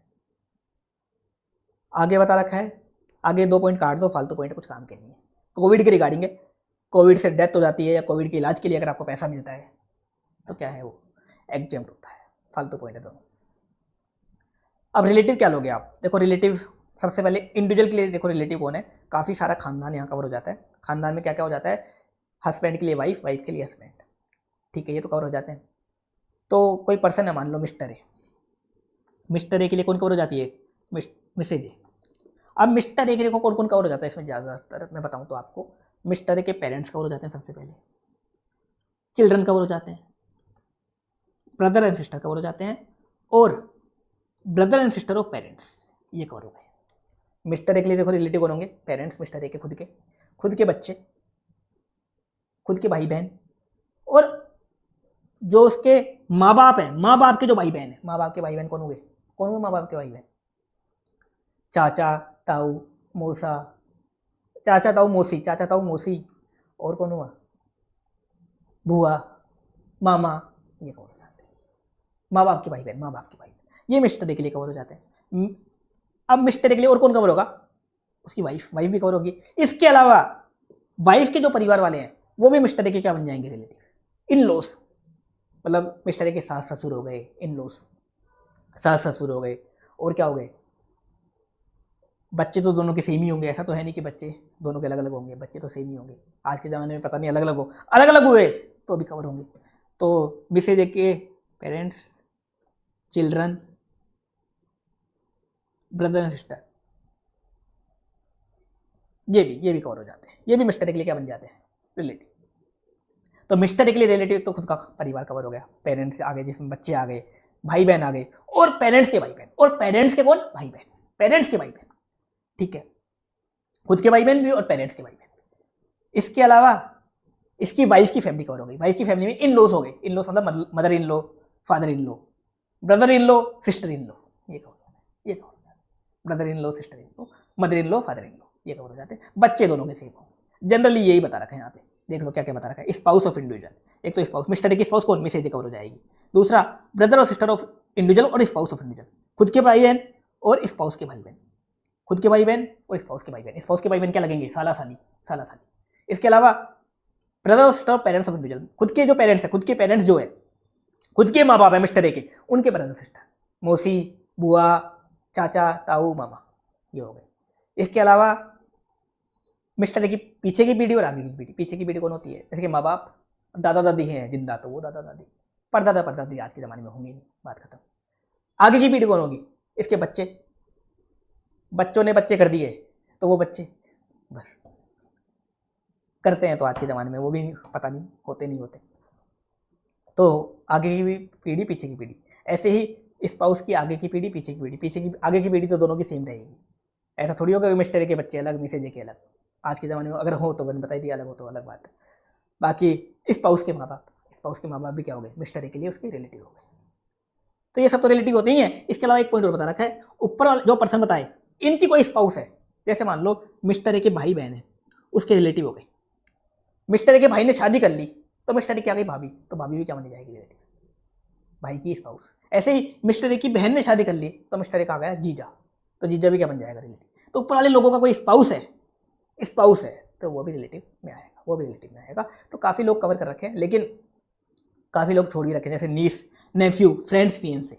नीस नेफ्यू कौन होते हैं, भतीजा भतीजी, भांजा भांजी, इनको रिलेटिव नहीं मानेंगे। कजिन्स, कजिन्स को रिलेटिव नहीं मानेंगे। फियंसे, वाइफ होनी चाहिए, वाइफ को रिलेटिव मानेंगे। फियंसे है, गर्लफ्रेंड है, लिव इन पार्टनर है, कुछ भी है, कोई भी रिलेटिव में नहीं आएगा। खाली वाइफ है, वाइफ आएगी रिलेटिव, तो फियंसे वगैरह रिलेटिव में नहीं आएंगे। जब तक शादी नहीं हो जाती तब तक रिलेटिव नहीं। इसके अलावा कुछ लोग दोस्तों को भाई से बढ़कर मानते हैं कि भाई है ये तो मेरा, ऐसे ऐसे बोलते हैं, तो वो भाई नहीं बनेगा, इनकम टैक्स के अकॉर्डिंग वो दोस्ती रहेगा, तो रिलेटिव में नहीं आएगा। तो नीस नेफ्यू, फ्रेंड्स, फियंसे ये रिलेटिव में नहीं आएंगे। तो इनसे गिफ्ट मिलता है तो लिमिट लगेगी 50,000 वाली, 50,000 से ज़्यादा है तो फिर पूरा टैक्सेबल। और बाकी इन लोगों से गिफ्ट मिलता है, स्पाउस वगैरह से, भाई बहन से, माता पिता से, तो कोई दिक्कत वाली बात नहीं है, कितना भी मिले पूरा एक्चुअल। एचयूएफ के लिए रिलेटिव कौन होता है, एचयूएफ के जितने भी मेंबर हैं, फैमिली एंटिटी होती है, जो फैमिली वाले हैं वो आपस में क्या होते हैं, रिलेटिव बस। अब आप बोलोगे कंपनी फर्म इनका क्यों नहीं दिया, देखो कंपनी फर्म वाले जनरली क्या करते हैं, बिजनेस करते हैं, इनका तो बिजनेस होता है। कंपनी कोई क्या खोलता है, कंपनी गिफ्ट लेने के लिए खोलता है, कोई कंपनी खोलते हैं बिजनेस करने के लिए। फर्म भी लोग बिजनेस करने के लिए खोलते हैं, पार्टनरशिप फर्म, तो उनको जो गिफ्ट मिलता है जनरली बिजनेस का गिफ्ट मिलता है, तो बिजनेस साइड में चला जाता है वो, और बिजनेस साइड में सारे गिफ्ट कवर्ड है और वहाँ कोई लिमिट वगैरह भी नहीं है, वो बिजनेस साइड में सीधा टैक्सेबल हो जाते हैं उनके एंड से, बात ही खत्म है। तो यहाँ नौबत ही नहीं आती, यहाँ टैक्स करने की नौबत ही नहीं आती। पर वैसे ये सेशन सब पे लगता है, मान लो कंपनी फर्म वालों का धंधा नहीं है और उनको गिफ्ट वगैरह मिल रहा है, तो फिर यहाँ आ जाएगा applicable to all person, applicable to all person, ये ध्यान रखना।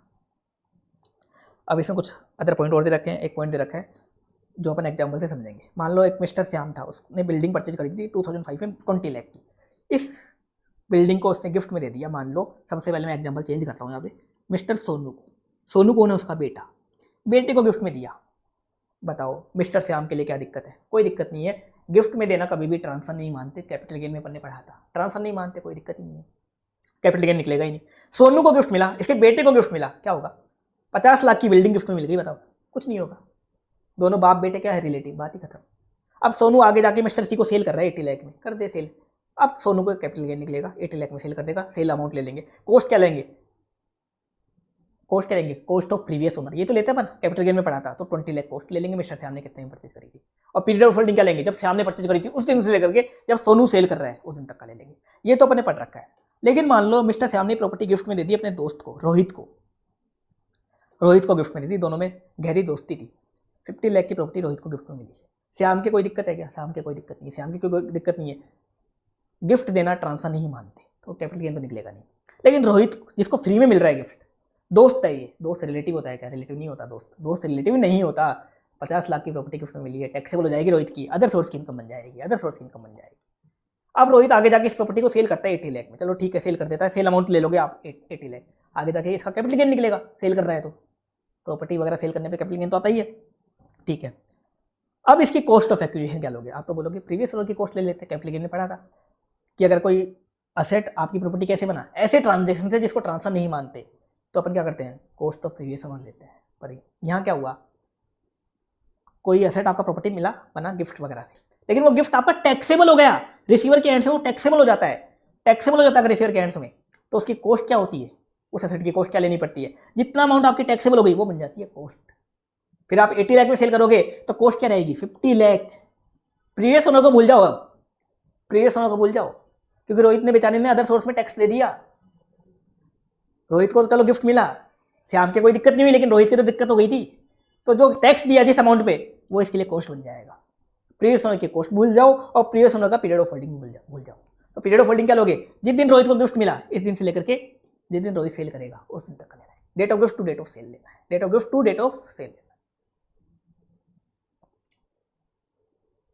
तो ये है केस, ये वाला जो केस है ये उस कैपिटल गेन वाले प्रोविजन को ओवरराइड करता है कि आप प्रीवियस ओनर की कॉस्ट ले लो, प्रीवियस ओनर का पीरियड ऑफ होल्डिंग ले लो, उसको ओवरराइड कर देता है। अगर आप गिफ्ट किसको दे देते हो, अपने दोस्तों वगैरह को गिफ्ट दे देते हो, वैसे प्रैक्टिकल लाइफ में ऐसा होता नहीं है कि गिफ्ट अपन दोस्तों वगैरह को दें इतना अमाउंट का, लेकिन अगर ऐसा होता है तो ये प्रोविजन उसको ओवरराइड कर देता है।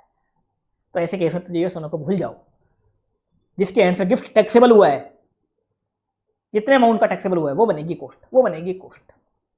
आगे बता रखा है, एम्प्लॉय को गिफ्ट मिलता है अपने एम्प्लॉयर से, तो वो सैलरी हेड में परक्यूसिट बन जाता है और वो यहाँ नहीं आता, फिर वो 56 to 10 नहीं लगता, फिर सैलरी हेड में टैक्सेबल हो जाता है। एम्प्लॉय को गिफ्ट मिलता है एम्प्लॉयर से, एम्प्लॉय को गिफ्ट किससे मिल रहा है, एम्प्लॉयर से। एम्प्लॉयर कोई भी गिफ्ट दे, चाहे वो कार दे चाहे लैपटॉप दे, सारे कवर है वहाँ पे। सैलरी में ऐसा नहीं है कि ये खाली, जो इसमें मैंने 8 गिफ्ट बताए आपको, 8 गिफ्ट मूवेबल, 2 इमूवेबल और 1 मनी, ये कवर है नहीं, सब कवर है। सैलरी में भी पीजीबीपी की तरह क्या है, सब कवर है, और वहाँ भी ये 50,000 की लिमिट नहीं है। तो अगर एम्प्लॉय को गिफ्ट मिलता है अपने एम्प्लॉयर से, तो एम्प्लॉय की क्या बनता है, वो परक्यूसिट में सैलरी की इनकम बन जाता है, बात खत्म। यहाँ टैक्सेबल नहीं करते, उसको सैलरी में करते थे। तो लास्ट बता रखा है, शेयर होल्डर को अगर बोनस शेयर मिलता है कंपनी से, तो बोनस शेयर को कभी भी गिफ्ट नहीं मानते, बोनस शेयर को गिफ्ट नहीं मानते तो वो टैक्सेबल नहीं होगा 56 टू 10। आप बोलोगे बोनस शेयर तो फ्री में मिले हैं, तो बोनस शेयर मिलने से कोई शेयर होल्डर को फायदा नहीं हो जाता। कोई एग्जिस्टिंग शेयर होल्डर को बोनस शेयर मिलते हैं, तो 1000 शेयर थे मान लो किसी शेयर होल्डर के पास, 100 शेयर का बोनस मिल गया, तो उससे क्या होता है, उसके 1000 शेयर की वैल्यू कम हो जाती है। एग्रीगेट 1100 शेयर की वैल्यू इक्वल्स टू 1000 शेयर, बराबर ही रहती है। तो बोनस शेयर कंपनी जो देती है बकवास चीज़ें होती है, कुछ काम की नहीं होती। तो बोनस शेयर होल्डर को मिलते हैं, तो कोई फायदा नहीं है शेयर होल्डर के लिए, शेयर होल्डर के लिए फायदा नहीं है तो गिफ्ट नहीं मानते इसको, ये टैक्सेबल नहीं होता। हाँ, प्रेफरेंस शेयर होल्डर को अगर बोनस शेयर दिए जाते हैं तो वो बन जाता है डीम्ड डिविडेंड, अपने पढ़ा था। लेकिन प्रेफरेंस शेयर होल्डर का कंसेप्ट प्रैक्टिकल लाइफ में काम का नहीं है, तो एग्जाम में भी काम का नहीं है, कभी कोई पूछता नहीं। अगर आपने अपनी FR सब्जेक्ट में देखा होगा, प्रेफरेंस शेयर होल्डर के बारे में कोई पूछता ही नहीं है, तो यहाँ कौन पूछेगा, वहीं नहीं पूछते, यहाँ कौन पूछेगा। तो प्रेफरेंस शेयर होल्डर वैसी कचरी चीज़ है। तो बोनस शेयर मिलता है किसी भी शेयर होल्डर को, तो उसे गिफ्ट नहीं मानते, वो 56 to 10 में टैक्सेबल कभी भी नहीं होगा। केस लो का पॉइंट था। अब अपन आगे कुछ इनकम और देखने वाले हैं। अब जो अपन इनकम देखेंगे अदर सोर्स वाली, वो सब देखेंगे स्पेशल रेट वाली इनकम। स्पेशल रेट वाली जैसे अपन ने देखो कैपिटल गेन में देखी थी, कौन कौन सी देखी थी, 111A, 112A, 112, स्पेशल रेट लगती है उन पे, स्पेशल रेट भी वहीं पढ़ ली थी अपन ने। फिर पीजीबीपी में देखी थी अपन 2 इनकम, 115 BBF रॉयल्टी वाली, 115 BBG कार्बन क्रेडिट वाली, रॉयल्टी फ्रॉम पेटेंट और कार्बन क्रेडिट वाली 2 इनकम ये देखी थी। अब अदर सोर्स में देखेंगे अपन, कौन कौन से देखेंगे अदर सोर्स में, 115 BB, 115 BBJ, 115 BBH और 115 BB, ये अदर सोर्स में 4 इनकम देखने वाले हैं। चारों स्पेशल रेट के सेक्शन है, इन पे स्पेशल रेट ही लगेगी, चाहे आप फाइनेंस एक्ट फॉलो करो, चाहे कंसेशन रेट फॉलो करो, चाहे जनरल रेट फॉलो करो, चाहे कंसेशन फॉलो करो, इन स्पेशल रेट पे तो स्पेशल रेट लगेगी। ये स्पेशल रेट वाले सेक्शन देखने वाले हैं। और ये 4 सेक्शन जो देखने वाले हैं, ये चारों क्या है, गंदी इनकम है। गंदी इनकम कैसे, 115 BB लॉटरी वगैरह की इनकम है, गंदी इनकम। 115 BBJ क्या है, ऑनलाइन गेम की इनकम, ये भी गंदी इनकम है। 115 BBH क्या है, क्रिप्टो करेंसी बिटकॉइन वगैरह की इनकम है, ये भी क्या है, गंदी इनकम। और 115 BB क्या है, ये तो और भी गंदी इनकम है, ये है काला धन आपका, इंडिया की काली कमाई। तो इनमें टैक्स की रेट भी ज़्यादा है। 115 BB, BBJ, BBH, इन तीनों सेक्शन में तो 30% टैक्स रेट आपको बता रखी है। 30% टैक्स रेट, कोई खर्चे वगैरह का डिडक्शन नहीं मिलता, 30% की टैक्स रेट बता रखी है। सरचार्ज अलग लगता है अगर लगता है तो, और सेस तो लगता ही है। और 115BB इसमें तो और भी रेट ज़्यादा बता रहा है, इसमें बता रहा है कि 60% की टैक्स रेट, इसमें और भी चीज़ें बता रखी है वो देखेंगे, बाकी 60% की। तो ये गंदी इनकम है। और ये जो टैक्स रेट इन सेक्शन में बता रखी है ये सभी एसएससी के लिए सेम है, ऐसा नहीं कि इंडिविजुअल के लिए अलग है, कंपनी के लिए अलग, सभी के लिए सेम। स्पेशल रेट वाले जो सेक्शन होते हैं वो किसी एसएससी से भेदभाव नहीं करते, वो सभी के लिए, उन सेक्शन में सभी के लिए सेम रेट होती है। तो सबसे पहले गंदी इनकम कौन सी देख रहे हैं अपन? Casual income other than online game. Online game के लिए अलग से सेक्शन। कैजुअल इनकम में क्या क्या आ जाता है? आपने लॉटरी वगैरह में पैसा जीता, जैसे माला माल वीकली अगर पिक्चर देखी हो आपने, तो लॉटरी में अगर आप पैसा जीतते हो, कैजुअल इनकम। क्रॉसवर्ड पजल्स, अखबार वगैरह में जो पजल्स आते हैं उनको सोल्व करने से अगर आप पैसा जीतते हो, कैजुअल इनकम। इसके अलावा रेस में आप पैसा जीतते हो, आप रेस में पैसा लगाते हो, हॉर्स रेस, घोड़ों की रेस में, गधों की रेस में, कुत्तों की रेस में, बिल्लियों की रेस में, जो भी रेस है वो सब यहाँ पे कवर हो जाती है। इसके अलावा कार्ड गेम्स, आप ऑफलाइन कार्ड गेम खेलते हो, ताश खेलते हो बैठ के दोस्तों के साथ, पैसों वाली ताश खेलते हो आप, पैसों वाली ताश खेलते हो, यहाँ कवर हो जाएगा। जुआ सट्टा खेलते हो आप, कैसीनो में जाके जुआ सट्टा खेलते हो, ऐसे मान लो जुआ सट्टा खेलते हो, यहाँ कवर हो जाएगा। इसके अलावा कोई और गेम खेलते हो, कोई और गेम, जैसे कौन बनेगा करोड़पति में चले गए आप, कौन बनेगा करोड़पति में चले गए, अमिताभ बच्चन के सामने बैठ के केबीसी खेला आपने, वो भी यहाँ कवर हो जाएगा। आप बोलोगे ऑनलाइन है, वो ऑनलाइन कौन सा है?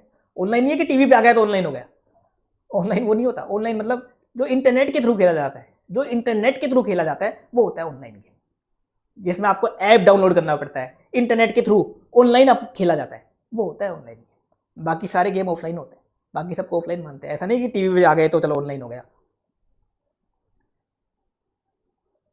जो इंटरनेट के थ्रू खेला जाता है वो होता है ऑनलाइन गेम। आप सट्टा लगाते हो किसी मैच पे, सटोरिया से कॉल पे, तो वो ऑफलाइन होगा, वो ऑफलाइन है। लेकिन आप मान लो ऑनलाइन कोई ऐप डाउनलोड करते हो और वहाँ टीम बनाते हो, सट्टा लगाते हो या टीम बनाते हो, तो फिर वो है ऑनलाइन गेम। तो ये सारे कैजुअल इनकम 30% से टैक्सेबल होती है 115BB में, कोई खर्चे का डिडक्शन नहीं मिलता। चैप्टर 6 का मैंने आपको पहले बताया था, स्पेशल रेट से कोई भी डिडक्शन नहीं मिलता, किसी भी खर्चे का नहीं मिलता, ना ही चैप्टर 6 के जो डिडक्शन होते हैं एटीसी से एटीयू, सब भूल जाओ, कुछ नहीं मिलता इनमें से। इसके अलावा इंडिविजुअल को जो बेसिक एग्जामिशन लिमिट का बेनिफिट मिलता है, मान लो किसी इंडिविजुअल है अमन की 2 लाख की लॉटरी की इनकम और कोई इनकम नहीं है, तो आप लोग स्लैब का बेनिफिट दे देते हैं, नहीं मिलेगा। 2 लाख पे सीधा लग जाएगी 30% की रेट, 30% सीधी लग जाएगी, वो इंडिविजुअल का वो बेनिफिट भी खत्म हो जाता है। इसके अलावा इस इनकम से कोई भी लॉस आप सेट ऑफ नहीं कर सकते। आपको मान लो हाउस प्रॉपर्टी में लॉस हो रहा है, आप इस इनकम से सेट ऑफ करना चाहते हो, लॉटरी की 5 लाख की इनकम से सेट ऑफ करना चाहते हो तो नहीं कर सकते। इसके अलावा आपको मान लो लॉटरी में लॉस हो गया, लॉटरी में जो लॉस हो गया किसी भी इनकम से सेट ऑफ नहीं कर सकते, किसी भी इनकम से, ना हाउस प्रॉपर्टी की इनकम से, ना सैलरी की इनकम से, ना बिजनेस की इनकम से, किसी से नहीं कर सकते। वो खुद की लॉटरी की इनकम से भी नहीं कर सकते। मान लो 2 लॉटरी खेली, एक लॉटरी में आपने 5 लाख कमा लिए, दूसरी में आपको 2 लाख का लॉस हो गया, तो 2 लाख लेस कर पाओगे क्या? नहीं, डूब गया 2 लाख आपका। 5 लाख पे सीधा टैक्स देना आपको, तो 5 लाख में कोई डिडक्शन नहीं मिलता। मान लो 1 लाख का आपका खर्चा हुआ था लॉटरी की टिकट खरीदने का, वो भी भूल जाओ, वो भी लेस नहीं कर सकते, सीधा ग्रोस बेसिस में 5 लाख पे टैक्स लगेगा। तो कोई खर्चे का डिडक्शन नहीं मिलता, ना कोई लॉस सेट ऑफ कर सकते। ये लॉस क्या होता है? डेड लॉस होता है, डेड लॉस होता है, ये लॉस आपका डूबा हुआ होता है। अगला 115BB online game. Online game क्या है? जो इंटरनेट पे खेले जाते हैं। जैसे आपने कोई भी ऐप डाउनलोड किया, गूगल प्ले स्टोर पे कोई भी ऐप डाउनलोड किया, आपने पबजी का ऐप डाउनलोड कर लिया, ऑनलाइन रमी वाला ऐप डाउनलोड कर लिया, ड्रीम 11 डाउनलोड कर लिया, माई 11 सर्कल डाउनलोड कर लिया और उस पर अपना अकाउंट बना लिया और वहाँ गेम खेले। वहाँ भी गेम होते हैं, रमी वगैरह तो गेम होते ही हैं, और ये ड्रीम 11 माई 11 सर्कल ये भी गेम की कैटेगरी में, आप टीम बनाते हो और पैसा कमाते हो, ये भी क्या है? गेम है। तो 30% से टैक्सेबल होगा 115BB में। नेट विनिंग्स पे टैक्स लगेगा यहाँ पे, नेट विनिंग्स पे टैक्स लगेगा यहाँ पे। ऊपर तो क्या था, कोई डिडक्शन वगैरह नहीं मिलता, यहाँ क्या है? आपको एक चीज़ लेस हो जाएगी। क्या लेस हो जाएगी? नेट विनिंग क्या होती है? देखो, जो ऐप आपने डाउनलोड किया, मान लो ड्रीम 11 का ऐप डाउनलोड किया, तो ड्रीम 11 पे जितना पैसा जीता वो ले लो पूरा का पूरा, और उसमें से ड्रीम 11 पे जो लॉस हुआ वो लेस कर, मतलब सेम गेम का आप लॉस लेस कर दो, सेम कंपनी के सेम गेम का लॉस लेस कर दो। मान लो ड्रीम 11 पे आपने 50,000 रुपये गेम में जीते, लेकिन आप 2-3 बार गेम और खेले, उसमें आप मान लो 10,000 रुपये हार भी गए, तो कितना लेना आपको? 40,000 में टैक्स लगेगा। यहाँ पे आपके ऊपर एक रहम कर दिया कि सेम गेम का लॉस आप लेस कर दो। लेकिन ऐसा मानो आपने माई 11 सर्किल पे भी अकाउंट बनाया था और 10,000 रुपये वहाँ आ रहे थे, आपने ड्रीम 11 पे 50,000 कमाए, तो वो लेस कर पाओगे क्या माई 11 सर्किल के? वो लेस नहीं कर सकते, वो अलग कंपनी है। आप बोलोगे गेम तो सेम, गेम सेम कहाँ? गेम चलो आप टीम बनाने का है, पर कंपनी तो अलग है, माई 11 सर्किल अलग है और ड्रीम 11 अलग कंपनी है, तो किसी और का लेस नहीं कर सकते। पबजी पे आप पैसे हार गए तो लेस कर दोगे क्या? ड्रीम 11 से नहीं कर सकते, सेम कंपनी के सेम गेम से, सेम कंपनी के सेम गेम से लेस कर सकते हो। ये आ जाती है नेट विनिंग। तो 40,000 पे सीधा 30% टैक्स लग जाएगा, सरचार्ज लगता है तो सरचार्ज भी लगाएंगे और सेस तो लगाना ही है। अब ग्रोस विनिंग में देखो क्या आएगा, यहाँ बता रखा है ये कंपनी वाले, ये ऑनलाइन गेम खिलाने वाले काफ़ी हरामी होते हैं। हरामी क्या होते हैं ये आपको बहकाने के लिए, ललचाने के लिए क्या करते हैं कि आप ऐप डाउनलोड करो। ऐप डाउनलोड करोगे, अपना अकाउंट बनाओगे तो आपको ज्वाइनिंग बोनस मिलेगा, और ज्वाइनिंग बोनस से गेम खेलो आप, ज्वाइनिंग बोनस से गेम खेलो आप तो। और स्टार्टिंग में आपको पैसा भी जिता देते हैं, एक आध बार जीतते ही आप खुश हो जाते हो, आपकी लत लग जाती है, और फिर आप हारना स्टार्ट करते हो, और एक बार हारना स्टार्ट करते हो जिंदगी भर हारते हो, लोन ले लेके हारते हो, कर्ज चढ़ता जाता है और बर्बाद होते जाते हो। तो ये चलता है इनमें। तो ये आपको ज्वाइनिंग बोनस भी देते हैं। इसके अलावा ये आपको और ललचाते हैं, ये आपको बोलते हैं ये देखो आपका ये बन गया रेफरल कोड, आप इस रेफरल कोड को अपने दोस्तों को शेयर करो और उनसे भी ऐप डाउनलोड करवाओ, उनकी ज़िंदगी भी बर्बाद करो आप। तो फिर आप अपने रेफरल बोनस अपने दोस्तों को बांटते हो, दोस्तों को गेम के बारे में बताते हो, दोस्त भी ऐप डाउनलोड करता है और दोस्त को बोलते हो ये रेफरल कोड डाल देना मेरा वाला, इससे तुझे भी थोड़ी भीख मिल जाएगी, मुझे भी मिल जाएगी। तो उसको भी थोड़ा बहुत एक्स्ट्रा बोनस मिल जाता है और आपको रेफरल बोनस मिल जाता है। कभी कभी ये कुछ इंसेंटिव वगैरह भी दे देते हैं, ऐसे ही कुछ कोइंस दे दिए वगैरह वगैरह दे दिए। तो ये सब चीज़ें दे देते हैं। कैसे देते हैं? आप जैसे ही इनका ऐप डाउनलोड करते हो, ड्रीम इलेवन का ऐप डाउनलोड किया, अकाउंट बनाया, अपना अकाउंट बनाया, वहाँ एक वॉलेट क्रिएट हो जाता है आपका। अगर आप किसी ने गेम खेला हो तो पता होगा, वॉलेट क्रिएट हो जाता है। वॉलेट क्रिएट हो जाता है, उस वॉलेट में पैसा आता है, उस वॉलेट में आता है, वो आपके बैंक अकाउंट में नहीं आता, उस वॉलेट में आता है। अब इसमें दो केस होते हैं, या तो आप उस पैसे को, जो ज्वाइनिंग बोनस मिला, रेफरल बोनस मिला, इंसेंटिव मिला, उस बोनस को, उस रेफरल बोनस को या उस इंसेंटिव को अगर आप विड्रॉ करके अपने बैंक अकाउंट में ट्रांसफर कर सकते हो, अगर वो विड्रॉएबल है, मतलब अपने बैंक अकाउंट में ट्रांसफर किया जा सकता है। अमन का मान लो अकाउंट बना हुआ है, वॉलेट बना हुआ है ड्रीम इलेवन पे, तो वो पैसा विड्रॉ के अमन के खुद के बैंक अकाउंट में जा सकता है, तो वो भी क्या होगा, विनिंग का पार्ट माना जाएगा। वो भी माना जाएगा कि आपने जीता है पैसा। वो ज्वाइनिंग बोनस, रेफरल बोनस भी क्या होगा, विनिंग का पार्ट माना जाएगा। लेकिन मान लो कोई ज्वाइनिंग बोनस आपको मिला 1000 रुपीज़ का, मान लो, लेकिन वो आप विड्रॉ नहीं कर सकते, खाली आप उससे गेम खेल सकते हो। वॉलेट में पड़ा हुआ है आपके, ड्रीम इलेवन के वॉलेट में पड़ा हुआ है, तो वॉलेट से गेम खेल सकते हो आप। उसको 1000 रुपये को विड्रॉ करके आप अपने बैंक अकाउंट में ट्रांसफर नहीं कर सकते, तो फिर उस अमाउंट को इग्नोर कर देना, वो टैक्सेबल नहीं होती, वो टैक्सेबल नहीं होती। तो ग्रॉस विनिंग में क्या क्या आ जाएगा, एक तो आपने जो पैसा जीता, गेम खेल के जो पैसा जीता वो आ जाएगा। इसके अलावा आपको ये joining bonus, referral bonus, incentive मिलते हैं जो विड्रॉएबल हैं। क्या है विड्रॉएबल, ये भी क्या होगा, ग्रॉस विनिंग का पार्ट बन जाएगा। लेकिन विड्रॉएबल नहीं है तो इसको इग्नोर कर देना। अब इसमें एक चीज़, एक फालतू पॉइंट और दे रखा है, कुछ लोग क्या करते हैं, एक ही ऐप पे मल्टीपल अकाउंट बना देते हैं। जिनको ज़्यादा भीख चाहिए होती है, जिनको ज़्यादा ज्वाइनिंग बोनस चाहिए होता है, क्या करते हैं वो अलग अलग मेल आईडी डाल के, अलग अलग मोबाइल नंबर डाल के काफ़ी सारे अकाउंट बना लेते हैं। ड्रीम इलेवन पे मान लो अमन ने 5 अकाउंट बना दिए, तो आप 5 अकाउंट पे इनकम कैसे निकालोगे, तो पाँचों अकाउंट का जितने भी उसने पैसा जीता है सारों को ग्रोस करेंगे, जितना भी हारा सबको ग्रोस करेंगे, gross winning minus total loss less कर देंगे, इनकम आ जाएगी। तो कुछ लोग ऐसे मल्टीपल अकाउंट बना लेते हैं, एक ही ऐप पे, एक ही ऐप है, एक ही गेम है, एक ही ऐप है, उसमें मल्टीपल अकाउंट बना लेते हैं, तो सबका एग्रीगेट करके निकालेंगे, सबका एग्रीगेट करके निकालेंगे। अब नेट विनिंग कैसे निकालते हैं, तो उसका एग्जाम्पल ले लेते हैं, पहले समझ में आ जाएगा। मान लो एक बंदा रोहित, तो उसने ड्रीम इलेवन पे अपने वॉलेट को आपसे शेयर किया। ये वॉलेट जो है ना, कोई भी अगर आप गेम खेलोगे तो उसके अकाउंट में ये वॉलेट बन जाता है। इसका आप PDF भी डाउनलोड कर सकते हो, PDF वगैरह भी डाउनलोड कर सकते हो। इसमें सब कुछ आता है कि कितना पैसा आपने इसमें जमा करवाया था, कितना कितना आपने विड्रॉ किया, टोटल कितनी आपने पैसे जीते या कितने पैसे हारे, सब कुछ इसमें लिखा हुआ रहता है, और बैलेंस वगैरह भी लिखा हुआ रहता है। तो रोहित ने ये ड्रीम इलेवन का मान लो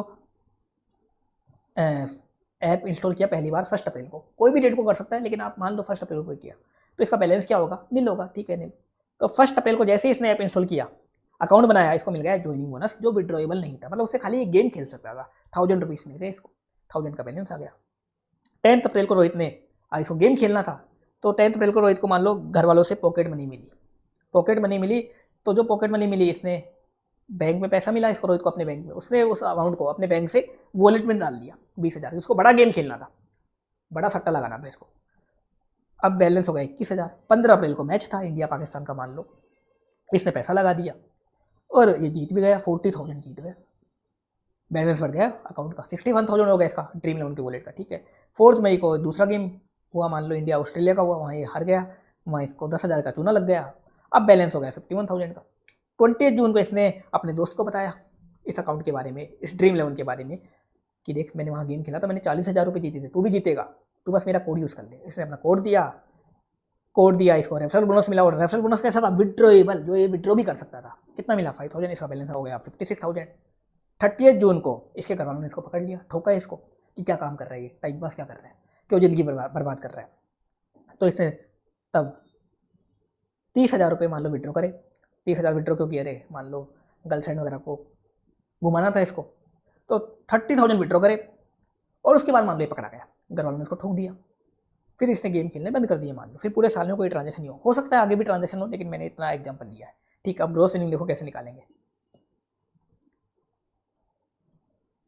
कितनी बार जीता इसने, इस एग्जाम्पल में तो एक ही है, 40 है, आगे भी होती मान लो तो ले लेते, तो 40 विनिंग्स ही होगी। इसके अलावा देखो कोई joining bonus, referral bonus, incentive जो विड्रॉएबल है, देखो इसको एक रेफरल बोनस मिला था विड्रॉएबल वाला 5,000, ये ले लिया अपन ने। नॉन विड्रॉएबल वाला भूल जाओ, वो नहीं होगा टैक्सेबल।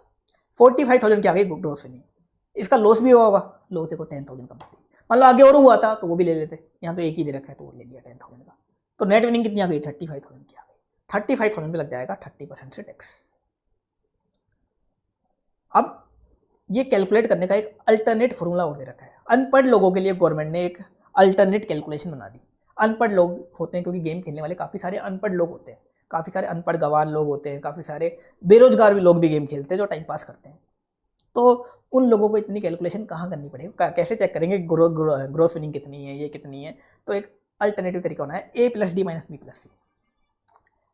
तो इसका मतलब क्या है, A+D - B+C, सबसे पहले इसमें बता रखा है ए और डी का, तो डी का मतलब क्लोजिंग बैलेंस है।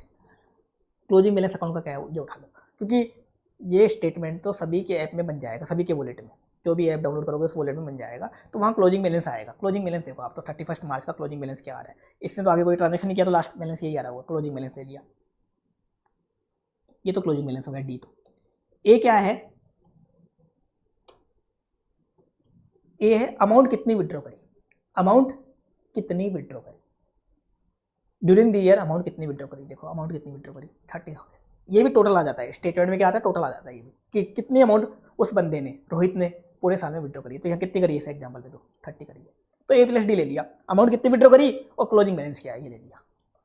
माइनस क्या करना है इसमें से, B+C, B+C में क्या आएगा, बी में क्या है, अमाउंट उस बंदे ने कितना डिपॉजिट करा, खुद का पैसा कितना डिपॉजिट करा, एक तो वो ले लो, खुद का देखो कितना डिपॉजिट करा 20,000, एक तो ये डिपॉजिट करा उसने खुद का पैसा, इस एग्जाम्पल में तो इतना ही करा, इंक्लूडिंग कोई नॉन विड्रॉएबल है, नॉन विड्रॉएबल है वो भी ले लो, यहाँ विड्रॉएबल नहीं लेते अब इसमें, नॉन विड्रॉएबल देखो कितना 1,000, क्योंकि दो अमाउंट टैक्सेबल नहीं होंगी। एक रोहित ने खुद का पैसा, उसको पॉकेट मनी मिली थी, बैंक में लिया और बैंक से यहाँ जमा करवा दिया, वो टैक्सेबल थोड़ी होगा यहाँ जमा करवाना, तो 20,000 ये टैक्सेबल नहीं हो रही है, नॉन विड्रॉएबल टैक्सेबल होता नहीं, अपने पढ़ा था ऊपर जब मैंने आपको समझाया था। तो 21,000 ये आ गया, ये आ गया बी, अमाउंट डिपॉजिटेड और non withdrawable, including non withdrawable. Plus C क्या है, ओपनिंग बैलेंस, प्रीवियस ईयर के स्टार्टिंग का ओपनिंग बैलेंस देखो क्या था, इसका 0 था, वो ले लिया। ये करोगे तो भी क्या आएगा आंसर, 35,000 ही आएगा, 35 ही आएगा। तो बेटर तो क्या है, आप तो ग्रॉस विनिंग निकाल लो, minus loss from same online game less कर दो, सबसे बेटर तो ये तरीका है। बाकी अल्टरनेटिव तरीका है अनपढ़ लोगों के लिए, क्योंकि स्टेटमेंट में सब कुछ लिखा हुआ होता है, A+A लिखा हुआ होता है, एक मतलब कितना विड्रॉ किया उसका टोटल लिखा हुआ होता है, क्लोजिंग बैलेंस तो होता ही है, ओपनिंग बैलेंस होता ही है, और कितना अमाउंट उसने ऐड किया ये भी लिखा हुआ होता है। तो मेहनत ही नहीं करनी, बस नीचे का A+D - B+C करना है। तो उन अनपढ़ लोगों के लिए तरीका बना दिया, बाकी आप डायरेक्ट भी कर सकते हो। अब इसमें आगे कुछ और पॉइंट बता रखे हैं, इस इनकम से कोई भी खर्चे का डिडक्शन नहीं मिलेगा। रोहित बोलता है कि मेरा तो 200 रुपीज़ का नेट खर्च हो गया था, मैंने नेट का रिचार्ज करवाया था, कोई डिडक्शन नहीं मिलेगा। खाली क्या कर सकते हो आप, सेम गेम का लॉस लेस कर सकते हो और कुछ भी लेस नहीं कर सकते। आगे बता रखा है चैप्टर 6 का कोई डिडक्शन नहीं मिलेगा। किसी इंडिविजुअल को मान लो खाली ये इनकम हो रही है, 2 लाख की नेट विनिंग है, तो सीधा 30% टैक्स लगा दो, कोई बेसिक एग्जीबिशन लिमिट का स्लैब का बेनिफिट मिलेगा नहीं। आगे बता रखा इस इनकम से किसी भी हेड का लॉस सेट ऑफ नहीं कर सकते। और इस गेम में अगर आपको लॉस हो जाता है, मान लो रोहित की ग्रोस विनिंग थी 1 लाख की और लॉस था मान लो 2 लाख का, तो नेट विनिंग क्या आ गई, नेगेटिव आ गई, तो वो लॉस आपका कुछ नहीं हो पाएगा, वो लॉस आप सेट ऑफ नहीं कर सकते। वो खाली किससे सेट ऑफ होता है यहाँ पे, सेम गेम से लेस कर लो आप, बस सेम कंपनी के सेम गेम से आप लेस कर लो, लेस हो सकता है तो, बाकी किसी दूसरे गेम से भी लेस नहीं हो पाएगा। दूसरे एड से तो भूल ही जाओ, हाउस प्रॉपर्टी से, सैलरी से, इनकम से तो सेट ऑफ कर ही नहीं सकते। वो लॉस आप खाली किससे लेस कर सकते हो, सेम कंपनी के सेम गेम से। पबजी का लॉस आप ड्रीम 11 से लेस नहीं कर सकते, माई 11 सर्किल का लॉस आप ड्रीम 11 से लेस नहीं कर सकते। हाँ, ड्रीम 11 का लॉस आप ड्रीम 11 के विनिंग से लेस कर सकते हो, ड्रीम 11 का लॉस ड्रीम 11 की ग्रोस विनिंग से लेस कर सकते हो, बस इतना ही कर सकते हो। तो ये थी दूसरी गंदी इनकम 115 बीबीजे। अब तीसरी गंदी इनकम 115 बीबीएस, ये है virtual digital asset. Virtual digital asset ये क्या होते हैं? ये होती है crypto currency, bitcoin, dose coin, bitcoin, dose coin, ये होते हैं। इसके अलावा एक एनएफटी नॉन फंजिबल टोकन, मतलब जिसको एक्सचेंज नहीं किया जा सकता। जैसे मान लो आपके पास एक 20 रुपये का नोट है, सामने वाले के पास 10 रुपये के नोट है, आपने अपने 20 का नोट दिया, वो 10 का नोट उसने आपको दे दिए, ये हो गया फंजिबल, एक्सचेंज हो गया ये। तो आपके पास एक आईफोन 15 पड़ा हुआ है डब्बा पैक, सामने वाले के पास भी आईफोन 15 डब्बा पैक पड़ा हुआ है, आपने अपना उसको दिया, उसने आपको अपना दे दिया, ये क्या है? फंजिबल। अब नॉन फंजिबल क्या हुआ? जिसको आसानी से एक्सचेंज नहीं कर सकते। जैसे मान लो आपके पास एक आईफोन था, आपने उस पर चित्रकारी करी, गोल्ड की प्लेटिंग करवा दी, मान लो फर्जी गोल्ड की प्लेटिंग करवा दी, मोदी जी के पास गए, सेल्फी ले ली उसमें, मोदी जी के साइन करवा लिए उस आईफोन के पीछे, तो वो थोड़ा स्पेशल बन गया। तो अब आप क्या कर रहे हो? उस आईफोन को सेल नहीं कर रहे, उस आईफोन का बनाया आपने डिजिटल टोकन, वो बन गया एनएफटी। उस आईफोन का बनाया, उस स्पेशल चीज़ का क्या बना दिया? Digital token. अब उस डिजिटल टोकन को सेल कर रहे हो आप, उस डिजिटल टोकन को सेल कर रहे हो आप। लोग ये कौन खरीदेगा? कौन मूर्ख है? देखो दुनिया में मूर्ख लोगों की कमी नहीं है, एक से बढ़कर एक मूर्ख है। तो मैं आपको एक बताऊं, तो एक फुटबॉलर था, उसने अपना नाक साफ किया था, तो जिस रुमाल से नाक साफ किया था ना, उस रुमाल को भी करोड़ों में किसी ने खरीद लिया था। तो ऐसे ऐसे पागल लोग भी दुनिया में हैं। तो पागल टाइप के फैन होते हैं कुछ लोग, पागल टाइप के लोग होते हैं, वो कुछ भी खरीद लेते हैं, जिनके पास अथाह पैसा होता है, तो पैसों को क्या करें? तो ऐसे टाइम पास काम करते हैं। तो किसी किसी के फैन बन जाते हैं, तो उनका नाक साफ करा हुआ या जो भी साफ करा हुआ चीज़ें सब खरीद लेते हैं, वो भी करोड़ों में, और उसको सजा के रखते हैं। तो दुनिया में लोगों की कमी नहीं है, तो ऐसी दिक्कत वाली बात है नहीं। आज के ज़माने में कुछ भी बिक सकता है। तो एक और एग्जांपल देता हूं मैं, जो ट्विटर का पहला सीईओ था, ट्विटर अब तो एक्स बन गया, ट्विटर का जो पहला सीईओ था, उसने अपना एक ट्वीट किया था, फर्स्ट ट्वीट, ट्विटर पे जो फर्स्ट ट्वीट हुआ था, फर्स्ट ट्वीट, उसका उसने क्या कर लिया? एनएफटी बना दिया, उसका स्क्रीनशॉट लेके उसका बना दिया उसने डिजिटल टोकन, और उस ट्वीट को उसने 18 CR में सेल कर दिया। अब आप बोलोगे किसने खरीदा होगा? मैंने बताया मूर्ख लोगों की कमी नहीं है। मान लो एक बंदा था जिसने खरीदा, वो था मिस्टर बी ने खरीदा। अब मिस्टर बी को पता था इससे बड़े मूर्ख भी दुनिया में, तो मिस्टर बी को मिल गया मिस्टर सी, इसने इसको चेप दिया 20 CR में। मिस्टर सी को पता था इससे बड़े मूर्ख भी दुनिया में, इसने इसको खरीदा 20 CR में, और आगे इसको चेप दिया 25 CR में मिस्टर डी को। तो बड़े बड़े मूर्ख बैठे हैं जो आपकी चीज़ खरीदने के लिए रेडी हो सकते हैं। तो ट्विटर का फर्स्ट सीईओ था, उसने अपने ट्वीट का डिजिटल टोकन बनाया, पहले ट्वीट का, और उसको 18 करोड़ में चेप दिया। अब आप बोलोगे ये एनएफटी बना लिया, तो एनएफटी और क्या काम आ सकता है? देखो एनएफटी को सामने वाला बंदा खरीदेगा, उसका पर्पस ये होता है कि वो आगे किसी को और चेप देगा, किसी और को चेप देगा, उसको पता है कि कोई और मूर्ख मिल जाएगा, एक तो ये पर्पस होता है। दूसरा, अब वो जो ट्विटर का उसने ट्वीट खरीदा, सीईओ का ट्वीट खरीदा, उसको वो कहीं डिस्प्ले भी कर सकता है, उसका राइट आ गया उस ट्वीट पे, कहीं भी डिस्प्ले कर सकता है। कोई मूवी बनाता है तो मूवी में डिस्प्ले कर दिया, या कहीं पे भी डिस्प्ले कर दिया, टीवी में डिस्प्ले कर दिया, किसी सीरीज में डिस्प्ले कर दिया, ये काम भी कर सकता है वो, ये राइट आ जाता है उसके पास। बाकी ये काम करते हैं। तो ये होता है एनएफटी। तो अब ये भी गंदी इनकम होती है। इसकी इनकम कैसे निकालते हैं? देखो सेल अमाउंट ले लेते हैं। तो जैसे ट्विटर के सीईओ ने कितने में सेल किया था? 18 CR में एनएफटी बना के। उसके बताओ कॉस्ट क्या लगी थी? उसे किसी से परचेज किया था क्या? कोई कॉस्ट आई थी क्या उसकी? ट्वीट करने की कोई कॉस्ट आई थी क्या? आप बोलोगे हाँ उसकी कॉस्ट आई थी, उसने टाइप किया था ना, तो उसकी उंगलियां घस गई थी। ऐसी कोई भी कॉस्ट नहीं लेनी, खाली क्या कॉस्ट लेनी है यहाँ पे? परचेज करने की कॉस्ट।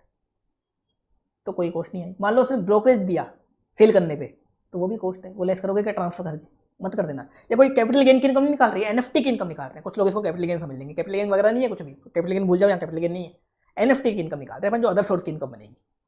तो कोई कॉस्ट आई नहीं, तो 18 CR उसकी इनकम बन जाएगी। अब मान लो मिस्टर बी ने खरीद लिया 18 CR में, और आगे चेप दिया 20 CR में, तो मिस्टर बी के लिए क्या इनकम बनेगी? एनएफटी की क्या बोलते हैं इसकी, वीडीए की इनकम कितनी बनेगी?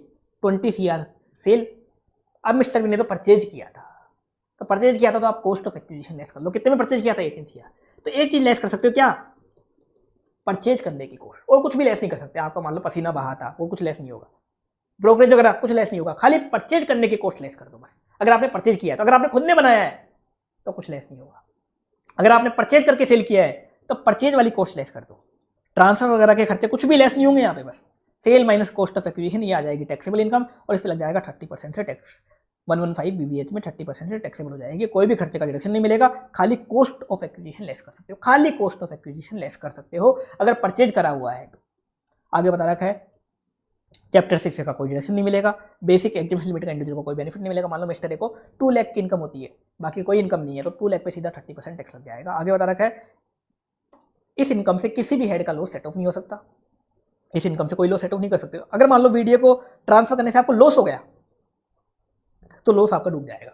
वो लॉस आप किसी भी इनकम से सेट ऑफ नहीं कर सकते, ना सैलरी, ना हाउस प्रॉपर्टी, ना बिजनेस, किसी भी इनकम से सेट ऑफ नहीं कर सकते। इवन वीडियो की खुद की इनकम से सेट ऑफ नहीं कर सकते। मान लो आपके पास 2 बिटकॉइन है, एक बिटकॉइन में 5 लाख का फायदा हुआ और दूसरे में 2 लाख का लॉस हुआ, 2 है तो लेस कर पाओगे क्या? नहीं, दूसरा वाला डूब गया, बस 5 लाख सीधा टैक्सेबल। तो वीडियो का लॉस डूबा हुआ है, आप सेम वीडियो की इनकम से भी सेट ऑफ नहीं कर सकते, सेम वीडियो की इनकम से भी सेट ऑफ नहीं कर सकते। तो ये तीनों क्या होती है? बिल्कुल गंदी इनकम होती है। ऐसी चीज़ों से दूर रहो तो ज़्यादा बेटर रहोगे, क्योंकि इन तीनों चीज़ों में इंसान बर्बाद होता है। इन तीनों चीज़ों में 99% लोग बर्बाद हुए, 99% लोग। कुछ लोग गलती से पैसे कमा लेते तो फिर वो बाद में बर्बाद हो जाते हैं। तो इन चीज़ों से दूर रहना ही बेटर होता है, चाहे वो कैजुअल इनकम हो, चाहे ऑनलाइन गेम वाला हो, चाहे वो वीडियो वाला हो। तीनों बर्बादी की तरफ ले जाती है, तीनों में लॉस ही होता है वैसे, और इनकम हो भी गई तो आगे बर्बाद होगी। तो इन तीनों से दूर रहना बेटर है। इसलिए गवर्नमेंट ने इसमें तीनों में क्या कर रखा है? सीधा 30% की टैक्स कर रखी है। और ये बर्बादी के काम जनरली कौन करते हैं? ये इंडिविजुअल करते हैं, जनरली इंडिविजुअल करते हैं। तो उनको स्लैब वगैरह का कोई बेनिफिट नहीं मिलेगा, सीधा 30% टैक्सेबल। ना चैप्टर 6 का बेनिफिट मिलेगा, ना कोई लॉस वगैरह सेट ऑफ होगा। ये था। इसके बाद अगली इनकम है अनडिस्क्लोज्ड इनकम। ये कहाँ का वर्ड है? 115 BBE, 115 BBE में का वर्ड है, इंडियन ब्लैक मनी। अब देखो अनडिस्क्लोज्ड इनकम की डेफिनेशन तो कहाँ बता रखी है? 68, 69, 69A, 69B, 69C और 69D, इन सेक्शन में बता रखी है। इन सभी सेक्शन में अनडिस्क्लोज्ड इनकम की डेफिनेशन बता रखी है, लेकिन इसका टैक्सेबल कहाँ बता रखा है? 115 BBE। अब अनडिस्क्लोज्ड इनकम क्या होती है मैं बता देता हूँ आपको। सबसे पहले सेक्शन 68 ये बोलता है कैश क्रेडिट। आपके बैंक अकाउंट में पैसे आए जा रहे हैं, बैंक में पैसे आ रहे हैं, काफ़ी सारा क्रेडिट हो रहा है, एओ ने आपकी चेकिंग करी। देखो ये इनकम कब मिलती है? देखो पहली बात तो ये इनकम टैक्सेबल कब होती है? जब वो आपकी इनकम डिपार्टमेंट वालों के पकड़ में आ जाती है या एओ के पकड़ में आ जाती है, तब टैक्सेबल हो जाती है। मतलब एओ आपकी चेकिंग कर रहा है, स्क्रूट नहीं कर रहा था, पकड़ में आ गई या तो, या डिपार्टमेंट वालों ने आपके ऊपर रेट डाली, तब टैक्सेबल होती है। पकड़ में कैसे आती है? या तो आपके बारे में कहीं खबर मिल गई दोस्तों से, रिश्तेदारों से, या काफ़ी बार इन्फॉर्मेशन मिल जाती है। अपन देखेंगे प्रोसीजर वाले पार्ट में कि रेट कब डाली जाती है, स्क्रूटनी वगैरह कैसे होती है, तब फिर ये इनकम मान लो आपकी पकड़ में आ गई। कौन सी वाली इनकम? इंडिया का काला धन, इंडिया का काला धन। तो फिर क्या होगा? 115 BBE में स्पेशल रेट से टैक्सेबल होगा। अब कौन कौन सा होता है इंडिया का काला धन, वो बता रखा है इन सेक्शन में। सेक्शन 68 में कैश क्रेडिट के बारे में बता रखा है। आपकी बुक्स में पैसा आया जा रहा है, आपकी बुक्स में पैसा आया जा रहा है, बैंक में पैसा आया जा रहा है, एओ ने चेकिंग किया, आपसे पूछा कि पैसा कहाँ से आ रहा है, या तो आप चुप हो जाते हो या आप कुछ एक्सप्लेनेशन देते हो, पर एओ को लगता है आप हवा में बातें कर रहे हो, तो पैसा बना देगा आपकी ब्लैक मनी। जैसे लोग क्या करते हैं, चरस गांजा का धंधा करते हैं लोग। मान लो कुछ लोग चरस गांजा का धंधा करते हैं या सुपारी लेके मर्डर करते हैं, तो अब उनको मान लो अपनी इनकम को 1 नंबर में बनाना है, क्योंकि उनका सारा इनकम कैसी होती है? 2 नंबर की होती है, काला धन होता है उनका, कैश का होता है। तो वो क्या करते हैं? एक कंपनी खोली, मान लो ABC लिमिटेड, सीमेंट कंपनी, पूरा पैसा उस बैंक में डालते रहते हैं। फिर एओ ने चेकिंग करी, मान लो एओ पूछता है आपके पास इतना सारा सेल का कैसे आ रहा है? वो बोलते हो कि हम फिर वो बोलते हैं कि हमने सीमेंट काफ़ी सारी सेल कर दी। एओ बोलते हैं अच्छा लाओ परचेज के बिल दिखाओ। तो ऐसे केस होते हैं कि आप बैंक में पैसा डाल रहे हो काफ़ी सारा, फिर एओ चेकिंग करके पूछ रहा है कि पैसा आया कहाँ से? आप चुप हो जाते हो या हवा में बात करते हो, हमने तो लोन लिया था, या ये सेल किया था, या वो किया था, और एओ को लगता है आप हवा में बातें कर रहे हो, तो फिर वो बना देगा आपको उसकी ब्लैक मनी। दूसरा, आके एओ ने रेट डाली या आप चेकिंग कर रहा है एओ, तो पता चला आपने 10 लाख का लैंड खरीदा था जो बुक्स में है ही नहीं। पता चला 10 लाख की ज्वेलरी खरीदी थी आपने कच्चे में मतलब कैश में खरीदी थी, जो बुक्स में रिकॉर्ड ही नहीं करी, कच्चे में खरीदी थी, तो कैसे रिकॉर्ड करोगे? तो बन जाएगी आपकी ब्लैक मनी। या मान लो एओ आपकी रेट डाला, डिपार्टमेंट वालों ने आपके रेट डाला, और आपके ऑफिस में 20 लाख का अनअकाउंटेड कैश मिल गया, बुक्स में आई नहीं रहा कैश इन हैंड, और 20 लाख का मिल गया, या 20 करोड़ का मिल गया मान लो, या 20 लाख का कुछ भी मिल गया, वो बन जाएगा आपकी ब्लैक मनी। अगला 69B, ये है इन्वेस्टमेंट मनी की बात करता है ये भी, लेकिन ये करता है नॉट फुल्ली डिस्क्लोज, मतलब डिपार्टमेंट वालों ने आपके रेट डाली, बुक्स में आपके कैश आ रहा था 20 लाख का, और आपके ऑफिस में मिल गया 2 करोड़ का कैश। अनअकाउंटेड बताओ कितना मिला? अनअकाउंटेड 1.80।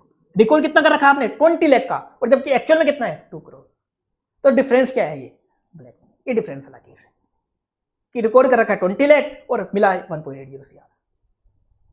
तो डिफरेंस को क्या बना देगा? वो आपकी ब्लैक मनी। काफी लोगों की बनती, काफी लोगों की नहीं मिलती, कि भंडार मिलते हैं पैसों के भरे हुए। तो अगर बुक्स में रिकॉर्ड है आपके कि कैश इन हैंड दिखा रखा है, तो दिक्कत वाली बात नहीं है। आपका बिजनेस है, मान लो आपके कैश का काम भी होता है, तो चलो ठीक है, कैश इन हैंड दिखा रखा है उसमें, पर आपके बुक्स में कुछ भी अनअकाउंटेड है तो वो बन जाएगा ब्लैक मनी। अगला 69C, ये एक स्पेशल है। ये क्या बोलता है, आपने कुछ खर्चा किया, मान लो एक बंदा था अमन ने अपनी बेटी की शादी में 10 करोड़ रुपए उड़ा दिए, डिपार्टमेंट वालों को पता चल गया।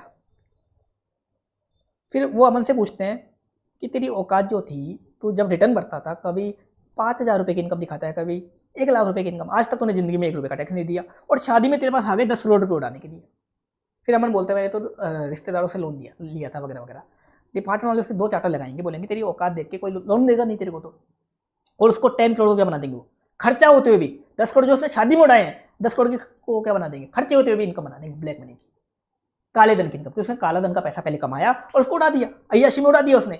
तो जो अय्याशी में पैसा उड़ाया 10 करोड़ का, ये भी क्या बन जाएगा ब्लैक मनी।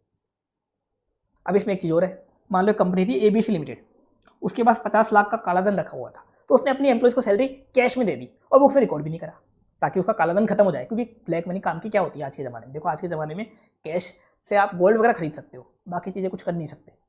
अगर आप शेयर मार्केट में इन्वेस्ट करना चाहते हो तो भी आपको 1 नंबर का पैसा चाहिए, बैंक वाला पैसा चाहिए। कोई भी काम करते हो आप, प्रॉपर्टी वगैरह खरीदते हो तो भी स्टाम्प ड्यूटी वैल्यू तक तो आपको 1 नंबर का पैसा चाहिए।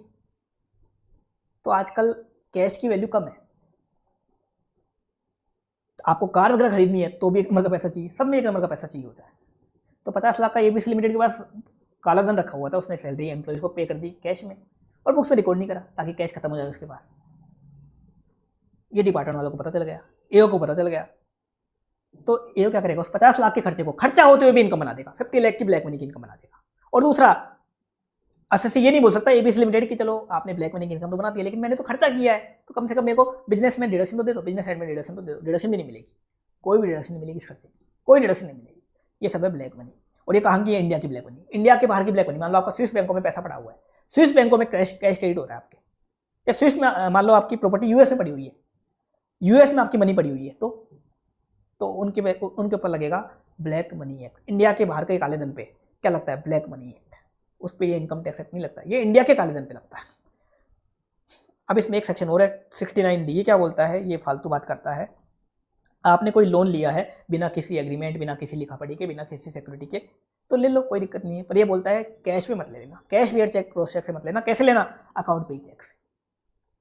जो ये लोन होते हैं ना बिना किसी एग्रीमेंट वाले, बिना किसी लिखा पढ़ी वाले, ये सारे कैश में होते हैं, प्रैक्टिकल लाइफ में कैश में ही होते हैं, और इनमें हाई रेट की इंटरेस्ट चार्ज करता है सामने वाला। और जो लोन देता है वो हमेशा क्या होता है, गुंडे टाइप का इंसान होता है, क्योंकि उसको रिकवरी भी तो करनी होती है, तो वो गुंडे टाइप का इंसान होता है, तो वो बिना किसी सिक्योरिटी के एग्रीमेंट के लोन दे देता है।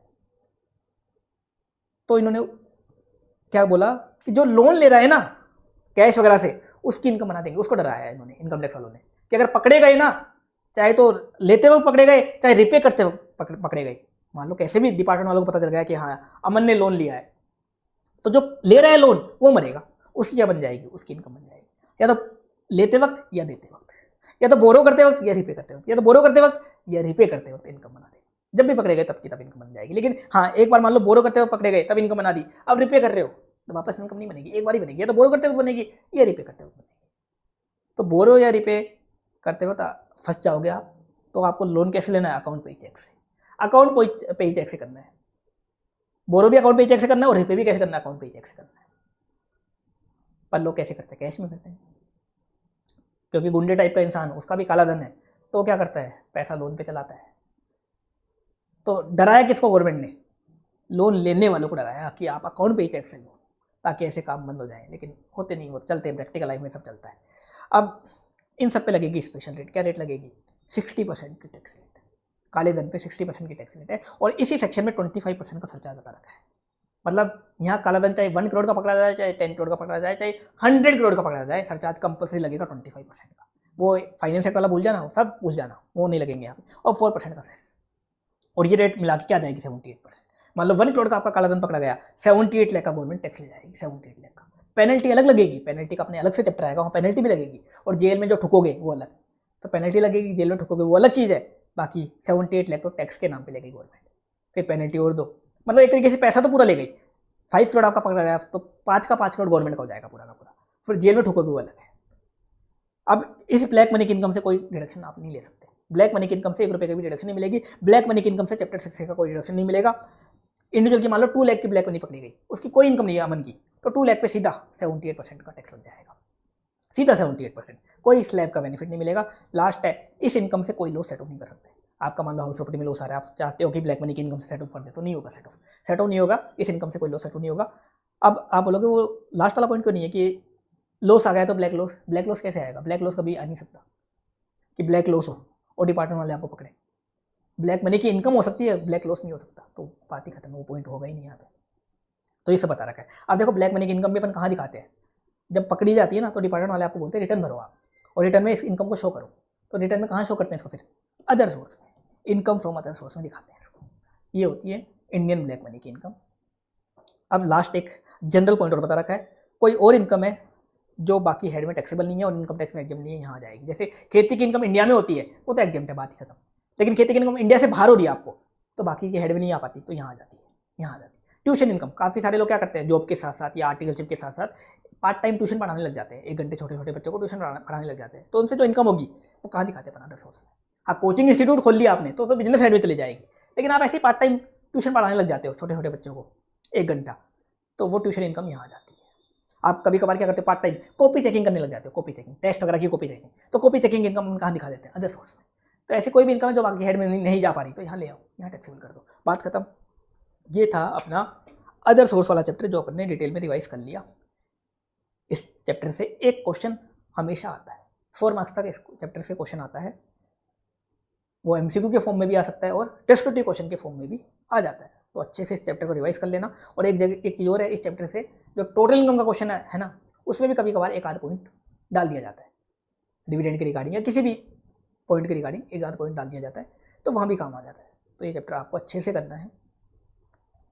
ये था अदर सोर्स का पूरा चैप्टर अपन ने कंप्लीट कर दिया। तो अब अपन स्टार्ट करते हैं set of and carry forward of losses chapter का रिवीजन। तो सेट ऑफ लॉसेस वाला जो चैप्टर था आपके सीए इंटर लेवल पे भी हुआ करता था।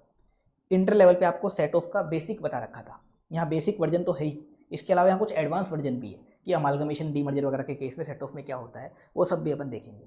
सबसे पहले set of and carry forward of loss का अपन कुछ बेसिक देखते हैं। आपको पता है इनकम के 5 हेड होते हैं, एक होता है सैलरी, एक हाउस प्रॉपर्टी, एक पीजीबीपी, एक कैपिटल गेन और एक अपना अदर सोर्स। अब देखो जो सैलरी हेड है इसमें कभी भी लॉस नहीं आ सकता। सैलरी में कभी ऐसा नहीं होगा कि सैलरी लॉस हो गया, सैलरी इनकम होती है, सैलरी का कभी लॉस नहीं आ सकता। इसके अलावा जो अदर सोर्स हेड है इसमें कुछ लॉस आते हैं पर वो कुछ काम के नहीं होते। वैसे इसमें लॉस नहीं आता कि डिविडेंड लॉस हो गया, इंटरेस्ट लॉस हो गया, ऐसा कभी नहीं होता, पर कुछ लॉस आते हैं इसमें भी, जैसे लॉटरी का लॉस हो गया, या मान लो ऑनलाइन गेम में आपको लॉस हो गया, या वर्चुअल डिजिटल एसेट के ट्रांसफर में आपको लॉस हो गया, पर वो लॉस क्या है, कुछ काम के नहीं होते। लॉटरी वगैरह का लॉस कुछ काम का नहीं होता, डेड लॉस माना जाता है। ऐसे ही वीडीए का लॉस वो भी डेड लॉस माना जाता है। और ऑनलाइन गेम का लॉस भी ज़्यादा काम का नहीं होता, वो तो खाली सेम गेम में अकाउंट में सेटल होता है। वो जब आप सेम गेम की विनिंग निकालते हो, नेट विनिंग, तो ग्रोस विनिंग में से लेस होता है, खाली वो तब की तब लेस होता है। तो अदर सोर्स के लॉस वैसे कुछ काम के नहीं होते, तो एक तरीके से अदर सोर्स में भी कोई लॉस होता नहीं है, ये मान के चलो। बचे 3 head, house property, PGBP, capital gain, इनमें लॉस आता है। हाउस प्रॉपर्टी हेड में लॉस कैसे आता है? क्योंकि आपको एक डिडक्शन मिलता है वहाँ पे इंटरेस्ट ऑन बोरोड कैपिटल का, इंटरेस्ट ऑन बोरोड कैपिटल, उसके चक्कर में लॉस आ सकता है यहाँ पे। पीजीबीपी हेड में तो लॉस आ ही सकता है, आपको नेट प्रॉफिट भी आ सकता है, नेट लॉस भी आ सकता है। और कैपिटल गेन हेड में आपको शॉर्ट टर्म कैपिटल लॉस भी आ सकता है, लॉन्ग टर्म कैपिटल लॉस भी आ सकता है। अब जो लॉस आया उसका क्या करोगे? लॉस को नेगेटिव दिखा के चलने दोगे क्या? नहीं। सबसे पहले तो अपन लॉस को सेट ऑफ करने का ट्राई करेंगे, सेट ऑफ करने का ट्राई करेंगे, अपनी जो दूसरी इनकम है उसे सेट ऑफ करने का ट्राई करेंगे। दूसरी इनकम से कैसे? मान लो आपकी 2 हाउस प्रॉपर्टी है, एक हाउस प्रॉपर्टी से लॉस आ रहा है, एक से इनकम आ रहा है, तो उस हाउस प्रॉपर्टी के लॉस को दूसरी हाउस प्रॉपर्टी की इनकम से सेट ऑफ कर देंगे। या मान लो आपके 2 बिजनेस है, एक टेक्सटाइल बिजनेस है और एक मान लो आपका इलेक्ट्रिसिटी बिजनेस है। तो टेक्सटाइल बिजनेस में लॉस आ रहा है, इलेक्ट्रिसिटी में प्रॉफिट आ रहा है, तो टेक्सटाइल बिजनेस के लॉस को अपन इलेक्ट्रिसिटी बिजनेस के प्रॉफिट से सेट ऑफ मार देंगे। इसे बोलते हैं सेम हेड सेट ऑफ या इंटर सोर्स सेट ऑफ। एक ही हेड की इनकम से सेट ऑफ कर दिया। अगर ऐसा पॉसिबल नहीं है तो अपन इंटर हेड सेट ऑफ मारेंगे, दूसरे हेड से सेट ऑफ मारने का ट्राई करेंगे। आपका मान लो बिजनेस में लॉस आ रहा है, उसको अपन ने हाउस प्रॉपर्टी की इनकम से सेट ऑफ कर दिया। या मान लो हाउस प्रॉपर्टी हेड में लॉस आ रहा है, उसको अपन ने मान लो पीजीबीपी की इनकम से सेट ऑफ कर दिया। ये होता है इंटर हेड सेट ऑफ। तो पहले सेम हेड से ट्राई करेंगे, सेम हेड से नहीं होता तो दूसरे हेड से ट्राई करेंगे, लेकिन मान लो दूसरे हेड से भी पॉसिबल नहीं है तो फिर अपन उस लॉस को कैरी फॉरवर्ड करेंगे। नेगेटिव नहीं दिखाएंगे कि अपन ने इनकम नेगेटिव दिखा दी और इनकम टैक्स वालों से रिफंड मांग रहे हैं, ऐसा कुछ नहीं होगा। अपन को उस लॉस को कैरी फॉरवर्ड करके अगले साल ले जाना पड़ेगा। और वो बन जाएगा ब्रॉड फॉरवर्ड लॉस, वो बन जाएगा ब्रॉड फॉरवर्ड लॉस। अगले साल ले जाएंगे और अगले साल सेट ऑफ मारने का ट्राई करेंगे, अगले साल भी नहीं हुआ तो उससे अगले साल लेके जाएंगे। तो इस तरह से होता है। तो जो करंट ईयर के लॉस है अपन पहले उसको सेट ऑफ मारने का ट्राई करेंगे, सेम रेट से, सेम नहीं हो तो डिफरेंट रेट से, फिर भी नहीं हो पाता तो कैरी फॉरवर्ड कर देंगे और कैरी फॉरवर्ड करते वो बन जाएगा ब्रॉड फॉरवर्ड लॉस। अब जो ब्रॉड फॉरवर्ड लॉस होते हैं, पुराने ईयर्स के जो भी लॉस है जो आप अगले साल कैरी फॉरवर्ड करके लेके गए, मान लो 2 साल पुराना लॉस है, 3 साल पुराना लॉस है या लास्ट ईयर का लॉस है, वो हमेशा जब आप सेट ऑफ करोगे ना तो कैसे सेट होगा, सेम हेड से ही सेट ऑफ होगा। मतलब एक तरीके से इंटर सोर्स सेट ऑफ हो सकता है, वो दूसरे हेड से सेट ऑफ हो ही नहीं सकता। जैसे ब्रॉड फॉरवर्ड बिजनेस लॉस है वो बिजनेस इनकम से ही सेट ऑफ होगा, brought forward house property loss है वो हाउस प्रॉपर्टी की इनकम से ही सेट ऑफ होगा। ये था सेट ऑफ का कुछ बेसिक। जैसे मैरिज होगी मान लो, सबसे पहले अपन ट्राई करेंगे कि सेम कास्ट में मैरिज हो जाए, सेम कास्ट में नहीं होती तो दूसरी कास्ट की लड़का या लड़की देखेंगे, उसमें भी पॉसिबल नहीं है तो फिर क्या करोगे, आप कूदोगे थोड़ी, फिर आप शादी को पोस्टपोन कर दोगे, कैरी फॉरवर्ड कर दोगे। ये अब अपन आते हैं आगे। अगर आप सेम हेड से सेट ऑफ करते हो उसमें कुछ दिक्कतें आती हैं, कुछ एक्सेप्शन है। क्या दिक्कतें हैं? सबसे पहले लॉन्ग टर्म कैपिटल लॉस आप खाली लॉन्ग टर्म कैपिटल गेन से सेट ऑफ कर सकते हो, लॉन्ग टर्म कैपिटल लॉस खाली लॉन्ग टर्म कैपिटल गेन से सेट ऑफ होगा। सेम हेड में दिक्कत है कि long term capital loss short term gain से सेट ऑफ ही नहीं कर सकते आप, लॉन्ग टर्म को खाली लॉन्ग टर्म गेन से सेट ऑफ कर सकते हो, लॉन्ग टर्म कैपिटल लॉस को। दूसरा स्पेकुलेटिव बिजनेस, याद करो स्पेकुलेटिव बिजनेस मैंने आपको पीजीबी में बताया था, आपका मेन बिजनेस तो कुछ और है, टेक्सटाइल वगैरह का, मेडिसिन वगैरह का, लेकिन आप साइड बाय साइड क्या करते हो, शेयर्स की इंट्राडे ट्रेडिंग करते हो, इंट्राडे ट्रेडिंग करते हो, वो बन जाता है स्पेकुलेटिव बिजनेस। तो स्पेकुलेटिव बिजनेस का अपन प्रॉफिट और लॉस सेपरेट निकालते हैं। सेपरेट क्यों निकालते हैं? क्योंकि देखो ट्रीटमेंट क्या होता है, स्पेकुलेटिव बिजनेस में अगर आपको लॉस आ गया ना, उसको आप खाली स्पेकुलेटिव बिजनेस के प्रॉफिट से सेट ऑफ कर सकते हो, कोई और बिजनेस से सेट ऑफ नहीं कर सकते, स्पेकुलेटिव बिजनेस के प्रॉफिट से ही कर सकते हो। मान लो उल्टा हुआ, आपका बिजनेस जो है नॉर्मल बिजनेस में लॉस है, इलेक्ट्रिसिटी के या टेक्सटाइल के बिजनेस में लॉस है और स्पेकुलेटिव बिजनेस में प्रॉफिट आ रहा है, तो नॉर्मल बिजनेस को सेट ऑफ कर दोगे क्या स्पेकुलेटिव से? हाँ वो कर सकते हो, वो कोई दिक्कत नहीं है। मैं क्या बोल रहा हूँ, स्पेकुलेटिव का लॉस जो है ना ये बेकार है। स्पेकुलेटिव का जो लॉस है ये खाली स्पेकुलेटिव के प्रॉफिट से ही सेट ऑफ होगा, बाकी किसी बिजनेस से ही सेट ऑफ नहीं होगा, किसी भी बिजनेस से सेट ऑफ नहीं होगा, खाली स्पेकुलेटिव के प्रॉफिट से सेट होगा। कौन सा? स्पेकुलेटिव का लॉस, स्पेकुलेटिव का लॉस। सेम हेड में दिक्कत है, बताओ बिजनेस हेड में दिक्कत आ गई। अगला 35 AD बिजनेस होते हैं ना, वो जो 14 स्पेसिफाइड बिजनेस होते हैं, कोल्ड चेन वगैरह, होटल हॉस्पिटल वगैरह वाले, उन बिजनेस से अगर आपको लॉस आता है, मैंने पीजीबी में बताया था, वो स्पेसिफाइड बिजनेस के प्रॉफिट से ही सेट होगा, वो उन 14 बिजनेस में से कोई से प्रॉफिट से सेट होगा, बाकी किसी बिजनेस से, बाकी अदर नॉर्मल बिजनेस से सेट नहीं होगा। और अगला अगला आपका बिजनेस क्या है, जो रेस में घोड़े दौड़ते हैं ना, रेस में जो घोड़े दौड़ते हैं, घोड़े की बात हो रही है, हॉर्स की बात हो रही है, रेस में जो घोड़े दौड़ते हैं उनका पालन पोषण करने का है, ओनिंग एंड मेंटेनिंग। जो रेस में घोड़े दौड़ते हैं उनका आप पालन पोषण करते हो, उनका पालन पोषण करते हो, उससे आप पैसा कमाते हो, तो उसमें आपको लॉस हो गया। लॉस कैसे हो गया? आपने पालन पोषण पे ज़्यादा पैसा खर्च कर दिया और सामने वाले ने, जिसका घोड़ा था, उसने आपको पैसा कम दिया और आपने ज़्यादा पैसे उड़ा दिए, तो लॉस हो गया। ये भी एक धंधा है, ये भी क्या है, एक बिजनेस है। तो इसका जो लॉस है इसी के प्रॉफिट से सेट होगा, किसी दूसरे बिजनेस से नहीं होगा, इसी के प्रॉफिट से सेट होगा। तो ये कुछ एक्सेप्शन है, एक तो लॉन्ग टर्म कैपिटल लॉस का एक्सेप्शन है, और ये 3 स्पेशल बिजनेस हैं, इनके एक्सेप्शन है। ये 3 स्पेशल बिजनेस ऐसे हैं, इनका लॉस होता है तो इन्हीं के प्रॉफिट से सेट ऑफ होगा। तो सेम हेड में ही दिक्कत आ गई। अब डिफरेंट हेड की दिक्कतें देखते हैं अपन। डिफरेंट हेड में सेट ऑफ करने में क्या दिक्कतें आएंगी? सबसे पहले बिजनेस एंड प्रोफेशन। कोई भी बिजनेस में अगर आपको लॉस होता है, कैसा भी बिजनेस हो, चाहे कपड़ों का हो, चाहे टेक्सटाइल का हो, चाहे कोई भी हो, मेडिसिन का हो, कोई भी हो, वो सैलरी से सेट ऑफ नहीं हो सकता। बिजनेस हेड का लॉस सैलरी से कभी भी सेट ऑफ नहीं हो सकता, सैलरी से आप सेट ऑफ नहीं कर पाओगे। इसके अलावा ये 3 बिजनेस कौन कौन से? स्पेकुलेटिव, 35 AD वाला और ये owning and maintaining of race वाला, ये 3 बिजनेस है। इन 3 बिजनेस का लॉस आप किसी और हेड की इनकम से सेट ऑफ नहीं कर सकते। इनमें तो सेम हेड में ही दिक्कत है तीनों में, दूसरों से कैसे करोगे? जब सेम हेड में ये दूसरे बिजनेस से सेट ऑफ नहीं हो पाते, सेम हेड में दिक्कतें हैं, तो दूसरी इनकम से तो भूल ही जाओ इनको। कुछ लोग बोलेंगे ये रेस हॉर्स, ये तो हॉर्स रेसिंग हो गई। हॉर्स रेसिंग अलग चीज़ है, हॉर्स रेसिंग तो फिर वो कैजुअल इनकम बन जाती है, कैजुअल इनकम, उसका तो लॉस वैसे ही डूब जाता है। ये हॉर्स रेसिंग की बात नहीं हो रही, जो रेस में दौड़ने वाले घोड़े होते हैं उनका पालन पोषण करने का बिजनेस, उसकी बात हो रही है। अगला कैपिटल लॉस आता है आपको, चाहे शॉर्ट टर्म आए चाहे लॉन्ग टर्म आए, वो किसी और हेड की इनकम से सेट ऑफ नहीं होगा। इसमें भी क्या है, लॉन्ग टर्म कैपिटल लॉस तो खाली लॉन्ग टर्म गेन से सेट होगा, ऊपर देखा था अपन ने, सेम हेड में दिक्कत थी। हाँ, शॉर्ट टर्म कैपिटल लॉस आता है तो उसको आप शॉर्ट टर्म गेन से भी कर सकते हो सेट ऑफ, और लॉन्ग टर्म गेन से भी कर सकते हो, शॉर्ट टर्म से भी कर सकते हो, लॉन्ग टर्म से भी कर सकते हो। लॉन्ग टर्म कैपिटल लॉस खाली लॉन्ग टर्म गेन से ही सेट ऑफ होगा, लॉन्ग टर्म कैपिटल लॉस खाली लॉन्ग टर्म गेन से ही सेट ऑफ होगा। ऐसा क्यों है, इसका रीजन बता देता हूँ, क्योंकि लॉन्ग टर्म गेन पे टैक्स रेट काफ़ी कम है। शॉर्ट टर्म गेन पे तो आपको पता है जनरल रेट लग जाती है, कुछ स्पेशल असेट को छोड़ के, लेकिन लॉन्ग टर्म गेन पे आपको पता है टैक्स रेट काफ़ी कम है। कैसा भी हो सेट, लॉन्ग टर्म गेन पे टैक्स रेट स्पेशल रेट लगती है। तो अगर आप लॉन्ग टर्म कैपिटल लॉस को कोई और इनकम से सेट ऑफ कर लेते हो, जनरल रेट वाली इनकम से, नुकसान हो जाएगा डिपार्टमेंट वालों को। तो इन्होंने बोला लॉन्ग टर्म लॉस तो लॉन्ग टर्म गेन से ही करो आप, बाकी आप शॉर्ट टर्म लॉस को शॉर्ट टर्म गेन से कर दो चाहे लॉन्ग टर्म गेन से कर दो, कोई दिक्कत वाली बात नहीं। अगला, हाउस प्रॉपर्टी हेड में लॉस आता है, सेट ऑफ तो कर सकते हो दूसरे हेड से, पर मैक्सिमम कितना कर सकते हो, 2 लाख तक का। हाउस प्रॉपर्टी हेड के लॉस को आप बाकी हेड से सेट ऑफ करना चाहते हो तो एग्रीगेट मिला के, सभी हेड से मिला के, पीजीबीपी, अदर सोर्स, सैलरी, सभी से मिला के कितना कर सकते हो, मैक्सिमम 2 लाख कर सकते हो। पर हेड नहीं है, एग्रीगेट सभी से मिला के कितना कर सकते हो, 2 लाख कर सकते हो। अगला पॉइंट एक स्पेशल पॉइंट है, हाउस प्रॉपर्टी हेड में अगर आपको लॉस आता है और एसएससी क्या फॉलो कर रहा है, 115 बीएसी। खाली ध्यान देना मैं किसकी बात कर रहा हूँ, 115 बीएसी, जो डिफॉल्ट स्लैब है ना इंडिविजुअल एचयूएफ वगैरह के लिए, उसकी बात कर रहा हूँ। बीएए बीएबी इनकी बात नहीं कर रहा, बीएसी की बात कर रहा हूँ। 115 बीएसी एसएससी फॉलो करता है, उसका हाउस प्रॉपर्टी हेड में लॉस आता है।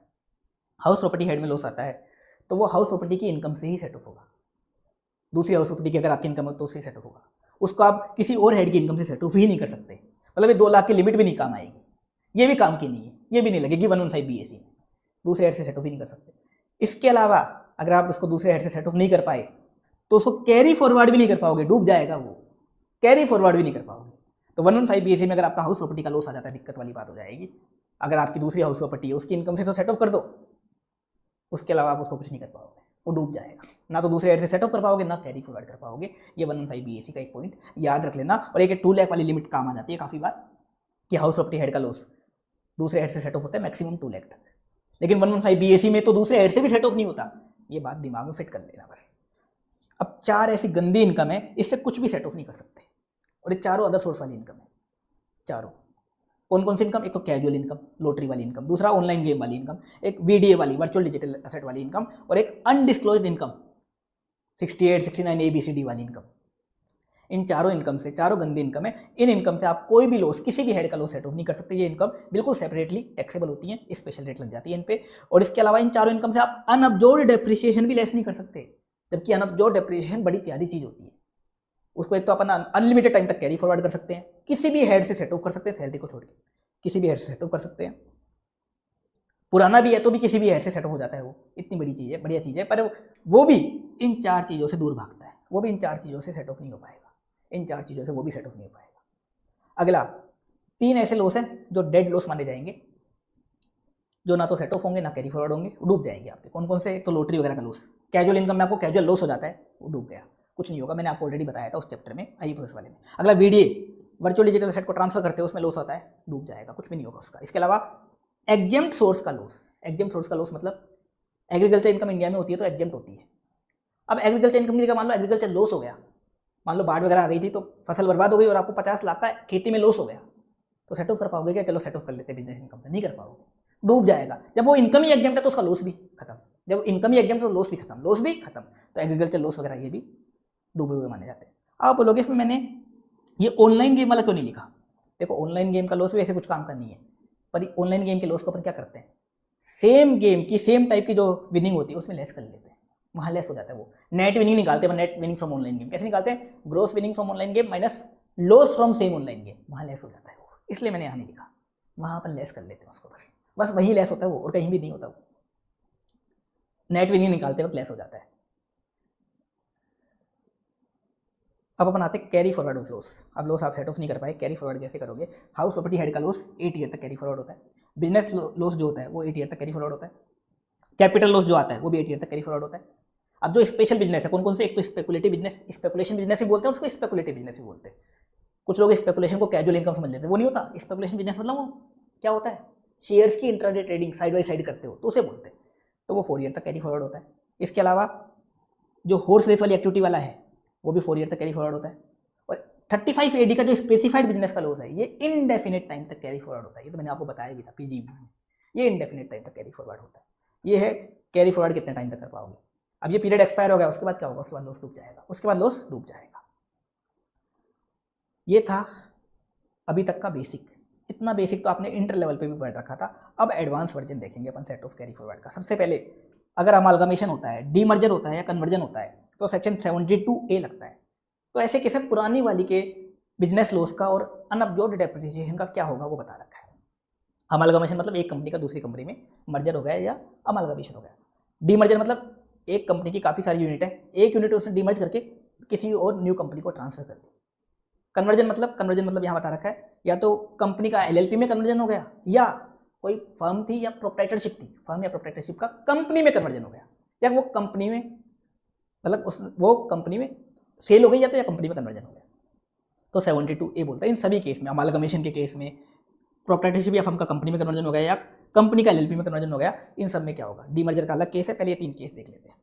इन 3 केस में बात होती है जो भी बिजनेस लॉस है पुरानी वाली के, और जो अनअब्जॉर्ब्ड डेप्रिसिएशन, बिजनेस लॉस अनअब्जॉर्ब्ड डेप्रिसिएशन, वो नई वाली को मिल जाएंगे, वो नई वाली के बन जाएंगे बिजनेस लॉस अनअब्जॉर्ब्ड डेप्रिसिएशन। नई वाली उनको कैरी फॉरवर्ड भी कर सकती है और सेट ऑफ भी कर सकती है।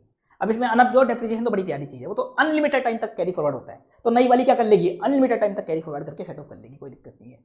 लेकिन जो बिजनेस लॉस है वो नई वाली को मिल तो जाएंगे। कितना पीरियड मिलेगा बिजनेस लॉस का, आपको पता है नॉर्मल पीरियड क्या होता है, 8 ईयर का होता है, 8 ईयर का होता है, बाकी स्पेशल तो वैसे ही अलग है। तो 8 ईयर पूरे मिलेंगे क्या, नई वाली को 8 ईयर पूरे नहीं मिलेंगे। रिमेनिंग पीरियड, अगर पुरानी वाली का मान लो बिजनेस लॉस 6 साल पुराना है, 6 ईयर निकल गए तो रिमेनिंग 2 ईयर मिलेंगे नई वाली को, 5 ईयर निकल गए तो रिमेनिंग 3 ईयर मिलेंगे नई वाली को। पहले क्या होता था, इनमें फ्रेश 8 ईयर मिलते थे, अब वो फ्रेश वाला सिस्टम हटा दिया, अब फ्रेश नहीं कुछ नहीं मिलेगा, रिमेनिंग पीरियड के लिए कैरी फॉरवर्ड होगा बस, बिजनेस लॉस रिमेनिंग पीरियड के लिए कैरी फॉरवर्ड होगा। अब एक चीज और है, जो स्पेकुलेटिव बिजनेस लॉस है पुरानी वाली का, वो डूब जाएगा, वो नहीं मिलेगा। आप बोलोगे कि स्पेकुलेटिव भी मिल जाए, क्योंकि उसका भी 4 साल का टाइम होता है, वो नहीं मिलेगा, वो कैरी फॉरवर्ड नई वाली नहीं कर पाएगी। बाकी बिजनेस लॉस न्यू वाली कैरी फॉरवर्ड कर पाएगी, जो भी पीरियड बचा हुआ है उसमें से रिमेनिंग पीरियड मिल जाएगा, रिमेनिंग पीरियड मिल जाएगा, पूरा नहीं मिलेगा, रिमेनिंग मिल जाएगा। स्पेकुलेटिव डूब जाएगा, स्पेकुलेटिव डूब जाएगा। अब डीमर्जर की बात करते हैं। डीमर्जर में भी क्या होगा, पुरानी वाली का जो बिजनेस लॉस अनअब्जॉर्ब्ड डेप्रिसिएशन है, स्पेकुलेटिव को तो भूल जाओ, स्पेकुलेटिव तो खत्म, स्पेकुलेटिव को भूल जाओ। बाकी जो बिजनेस लॉस अनअब्जॉर्ब्ड डेप्रिसिएशन है उसका क्या होगा।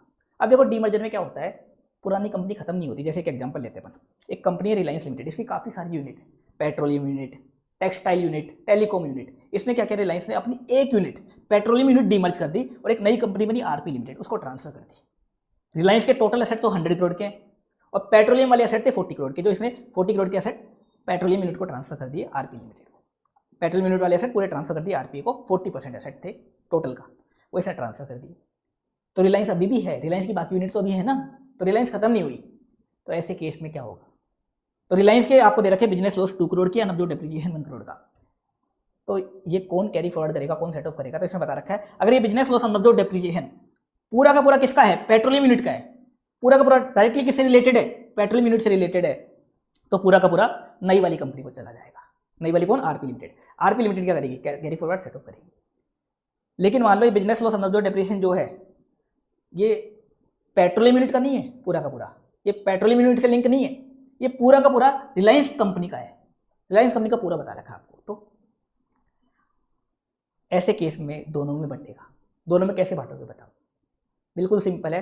रिलायंस ने आरपी को कितने एसेट ट्रांसफर करे, 40%, 60% अभी भी इसके पास है, तो 60-40 के रेशियो में बांट दोगे। जितने एसेट इसके पास है रिलायंस के पास, उतना इसके पास रह जाएगा, जितना इसने एसेट ट्रांसफर कर दिए उतना बिजनेस लॉस और अनअब्जॉर्ब्ड डेप्रिसिएशन नई वाली को दे देगी। तो 60-40 के रेशियो में देखो बांट दिया मैंने, 60-40 के रेशियो में बांट दिया, इसी रेशियो में बांट देंगे।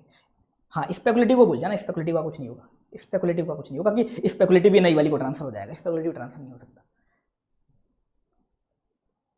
और अब यहाँ नई वाली को जो मिलेगा बिजनेस लॉस फ्रेश मिलेगा क्या, फ्रेश नहीं मिलेंगे, यहाँ पे भी वो रिमेनिंग पीरियड, मान लो 6 साल पुराना लॉस है तो न्यू वाली को बैलेंस 2 ईयर ही मिलेगी। हाँ अनअब्जॉर्ब्ड डेप्रिसिएशन तो वैसे भी इनडेफिनिट पीरियड होता है, तो दिक्कत वाली बात ही नहीं है, वो कितना भी पुराना हो तो इनडेफिनिट पीरियड की बात होती है उसमें। तो ये था डीमर्जर का केस, ये भी अपन ने देख लिया। अब आप बोलोगे मैंने बिजनेस लॉस अनअब्जॉर्ब्ड डेप्रिसिएशन की बात कर ली पुरानी कंपनीज की, पुराने नेसेसिटीज की, इनका मान लो हाउस प्रॉपर्टी का लॉस होता तो, और या कैपिटल हेड का लॉस होता तो उसका क्या होता, वो नई वाली को नहीं मिलेगा, नहीं उनकी बात ही नहीं हो रही, वो कभी भी ट्रांसफर नहीं होते कि वो भी ट्रांसफर हो सकते हैं, वो ट्रांसफर नहीं होते।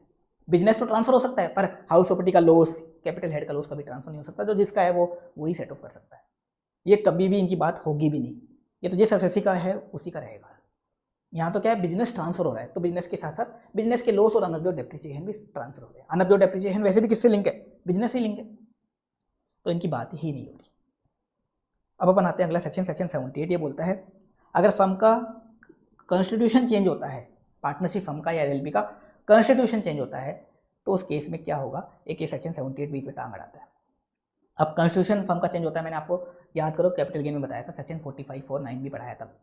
या तो पार्टनरशिप फर्म में कोई आ रहा है या कोई छोड़ के जा रहा है या पार्टनर से पीएसआर चेंज हो रहा है, उसे बाद बोलते हैं चेंज इन कॉन्स्टिट्यूशन। यही तो बोलते हैं, या तो कोई नया पार्टनर आ रहा है या कोई छोड़ के जा रहा है डेथ के कारण, रिटायरमेंट के कारण, या पीएसआर चेंज हो रहा है, तो उसे बोलते हैं कॉन्स्टिट्यूशन। पर सेक्शन 78 कब लगता है? अगर कोई पार्टनर मान लो रिटायरमेंट लेता है या डेथ हो जाती है तो लगता है। मतलब कोई पार्टनर अगर आता है फर्म में या पीएसआर चेंज होता है तो ये सेक्शन लगता ही नहीं है, तो भूल जाना इसको। चेंज इन कॉन्स्टिट्यूशन में लगता है, पर कौन से केस में लगता है? खाली रिटायरमेंट या पार्टनर की डेथ। अगर कोई पार्टनर छोड़ के जा रहा है या किसी पार्टनर की डेथ हो रही है तो उस पार्टनर का बिजनेस लॉस में, फर्म के बिजनेस लॉस में जितना शेयर है वो फर्म कैरी फॉरवर्ड नहीं कर पाएगी, वो डूब जाएगा। ना तो पार्टनर कैरी फॉरवर्ड कर पाएगा ना फर्म कैरी फॉरवर्ड कर पाएगी। क्या बोला मैंने? कोई पार्टनर अगर फर्म को छोड़ के जा रहा है, कोई पार्टनर अगर फर्म को छोड़ के जा रहा है, अब फर्म के बिजनेस लॉस आ रहे हैं, सेट ऑफ वगैरह करने के बाद जो बिजनेस लॉस बच गए, अनअब्जॉर्ब बिजनेस लॉस जो बच गए, उसमें उस पार्टनर का, रिटायरमेंट वाले पार्टनर का जितना शेयर है वो फर्म कैरी फॉरवर्ड नहीं कर पाएगी, वो डूब जाएगा। इसके अलावा अनअब्जॉर्ब डेप्रिसिएशन कर पाएगी क्या? अनअब्जॉर्ब डेप्रिसिएशन तो पूरा प्यारी चीज़ है, वो तो पूरा कैरी फॉरवर्ड कर लेगी फर्म, लेकिन बिजनेस लॉस का शेयर कैरी फॉरवर्ड नहीं हो पाएगा। एक एग्जांपल ले लो, एबीसी एंड कंपनी में एक फर्म है, 3 पार्टनर है, ए बी एंड सी, तीनों का इक्वल शेयर है। सी क्या कर रहा है? करंट ईयर में रिटायर हो रहा है। इस फर्म के करंट ईयर के बिजनेस लॉस बचे 6 लाख के, अनअब्जॉर्ब डेप्रिसिएशन 10 लाख का था, तो अनअब्जॉर्ब डेप्रिसिएशन में तो कोई दिक्कत नहीं है, 10 लाख पूरा फर्म कैरी फॉरवर्ड कर लेगी। बिजनेस लॉस 6 लाख का है तो मिस्टर सी का शेयर निकालो, बिजनेस लॉस में कितना है? 6 लाख इंटू 1/3, इक्वल पार्टनर तो 1/3, 2 लाख का शेयर है। ये 2 लाख का शेयर जो बिजनेस लॉस का, ये डूब जाएगा, ये कैरी फॉरवर्ड फर्म नहीं कर पाएगी। तो एबीसी लिमिटेड कितना कैरी फॉरवर्ड कर पाएगी? Only 4 lakh business loss carry forward कर पाएगी। हाँ, अनअब्जॉर्ब डेप्रिसिएशन पूरा कर पाएगी। कैरी फॉरवर्ड की बात हो रही है यहाँ पे, कैरी फॉरवर्ड करने की। 2 लाख वाला बिजनेस लॉस का शेयर, अनअब्जॉर्ब शेयर डूब जाएगा। तो सेक्शन 78 में एक तो ये पॉइंट कवर था, एक पॉइंट और कवर था, सक्सेशन ऑफ बिजनेस। आप बोलोगे सक्सेशन ऑफ बिजनेस तो अपन ने पढ़ लिया कि कोई फर्म का या प्रोप्राइटरशिप का कंपनी में कन्वर्जन हो रहा है, ऊपर अपन ने कन्वर्जन में पढ़ लिया, वो तो कन्वर्जन, तो यहाँ तो उसको कन्वर्जन बोलते हैं, पर यहाँ सक्सेशन किसको बोलते हैं? मान लो मिस्टर ए का बिजनेस था प्रोप्राइटर का, उसने मिस्टर बी को सेल कर दिया, एक इंडिविजुअल ने अपना बिजनेस किसी दूसरे इंडिविजुअल को सेल कर दिया, किसी फर्म को सेल कर दिया, आरएसए फर्म थी एक, फर्म को सेल कर दिया, कंपनी को नहीं किया, कंपनी को करता होता तो वो कन्वर्जन में कवर हो जाता ऊपर, तो उसमें कोई दिक्कत नहीं है। अगर कोई इंडिविजुअल अपना बिजनेस किसी दूसरे इंडिविजुअल वगैरह को सेल कर देता है तो उस केस में जो दूसरा इंडिविजुअल है वो मिस्टर ए का जो बिजनेस लॉस है उसको कैरी फॉरवर्ड कर पाएगा क्या? नहीं कर पाएगा, नहीं कर पाएगा। Successor is not entitle to carry forward in set off, ना वो बिजनेस लॉस को कैरी फॉरवर्ड कर पाएगा, बिजनेस लॉस को कैरी फॉरवर्ड नहीं कर पाएगा। बिजनेस की लॉस की बात हो रही है यहाँ पे। अनअब्जॉर्ब डेप्रिसिएशन वो तो प्यारी चीज़ है, उसमें कोई दिक्कत नहीं है, उसमें कोई दिक्कत नहीं होती। बिजनेस लॉस कैरी फॉरवर्ड नहीं कर पाएगा, डूब जाएगा। हाँ, कंपनी को सेल करता है बिजनेस तो कन्वर्जन में आ जाता है, यहाँ पे देखो कन्वर्जन में आ जाता है, तो कोई दिक्कत नहीं है, तो कंपनी तो कैरी फॉरवर्ड कर लेती है रिमेनिंग पीरियड के लिए। अब इसमें एक सक्सेशन होता है इनहेरिटेंस में। मिस्टर ए ने क्या किया?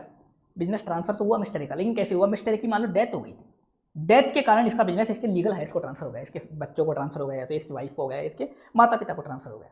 अब मिस्टर ए के बिजनेस में लॉस था तो लीगल हायर्स उसको कैरी फॉरवर्ड कर पाएंगे क्या? हाँ, वो कर पाएंगे, वो कैरी फॉरवर्ड भी कर सकते हैं, सेट ऑफ भी कर सकते हैं, कोई दिक्कत नहीं है। अब इसमें एक केस लो आया हुआ है, मिस्टर ए के मान लो काफ़ी सारे बच्चे थे, 3-4 बच्चे थे इसके, मिस्टर ए की डेथ हो गई तो इनका मिस्टर ए का बिजनेस उन 3-4 बच्चों में ट्रांसफर हो गया। उन 3-4 बच्चों ने क्या किया कि बिजनेस कैसे चलाए, तो उन्होंने एक नई फर्म बना ली और अपना बिजनेस जो मिस्टर ए का बिजनेस था वो उसमें चालू कर दिया। तो वो फर्म कैरी फॉरवर्ड कर पाएगी कि मिस्टर ए के बिजनेस का लॉस? हाँ, कर पाएगी, वो भी कर पाएगी। तो लीगल हायर्स कैरी फॉरवर्ड कर पाएंगे अगर बिजनेस ट्रांसफर कैसे हो रहा है? इनहेरिटेंस में, मिस्टर ए की डेथ के कारण ट्रांसफर हो रहा है, तो लीगल हायर्स मिस्टर ए का बिजनेस लॉस कैरी फॉरवर्ड कर पाएंगे, चाहे वो इंडिविजुअली चलाएं बिजनेस को, चाहे वो फर्म बना के चलाएं, कैसे भी चलाएं, वो आराम से कैरी फॉरवर्ड कर लेंगे। अब अगला सेक्शन देख रहे हैं जो सबसे ज़्यादा इंपॉर्टेंट है, सेक्शन 79। इसका पॉइंट आपके टोटल इनकम वाले क्वेश्चन में भी आ सकता है, जो कंपल्सरी क्वेश्चन आता है ना अपना, उसमें भी इसका पॉइंट आ सकता है। अगर वो क्वेश्चन मान लो क्लोजली हेल्ड कंपनी का आया, क्लोजली हेल्ड कंपनी मतलब क्या होती है? या तो प्राइवेट कंपनी या अनलिस्टेड पब्लिक कंपनी, जिनमें पब्लिक इंटरेस्टेड नहीं है, क्लोजली हेल्ड कंपनी या तो प्राइवेट कंपनी या अनलिस्टेड पब्लिक कंपनी, उनके लिए सेक्शन 79 लगता है। सेक्शन 79 उनके बीच में टांग अड़ाता है लॉस सेट ऑफ करने में।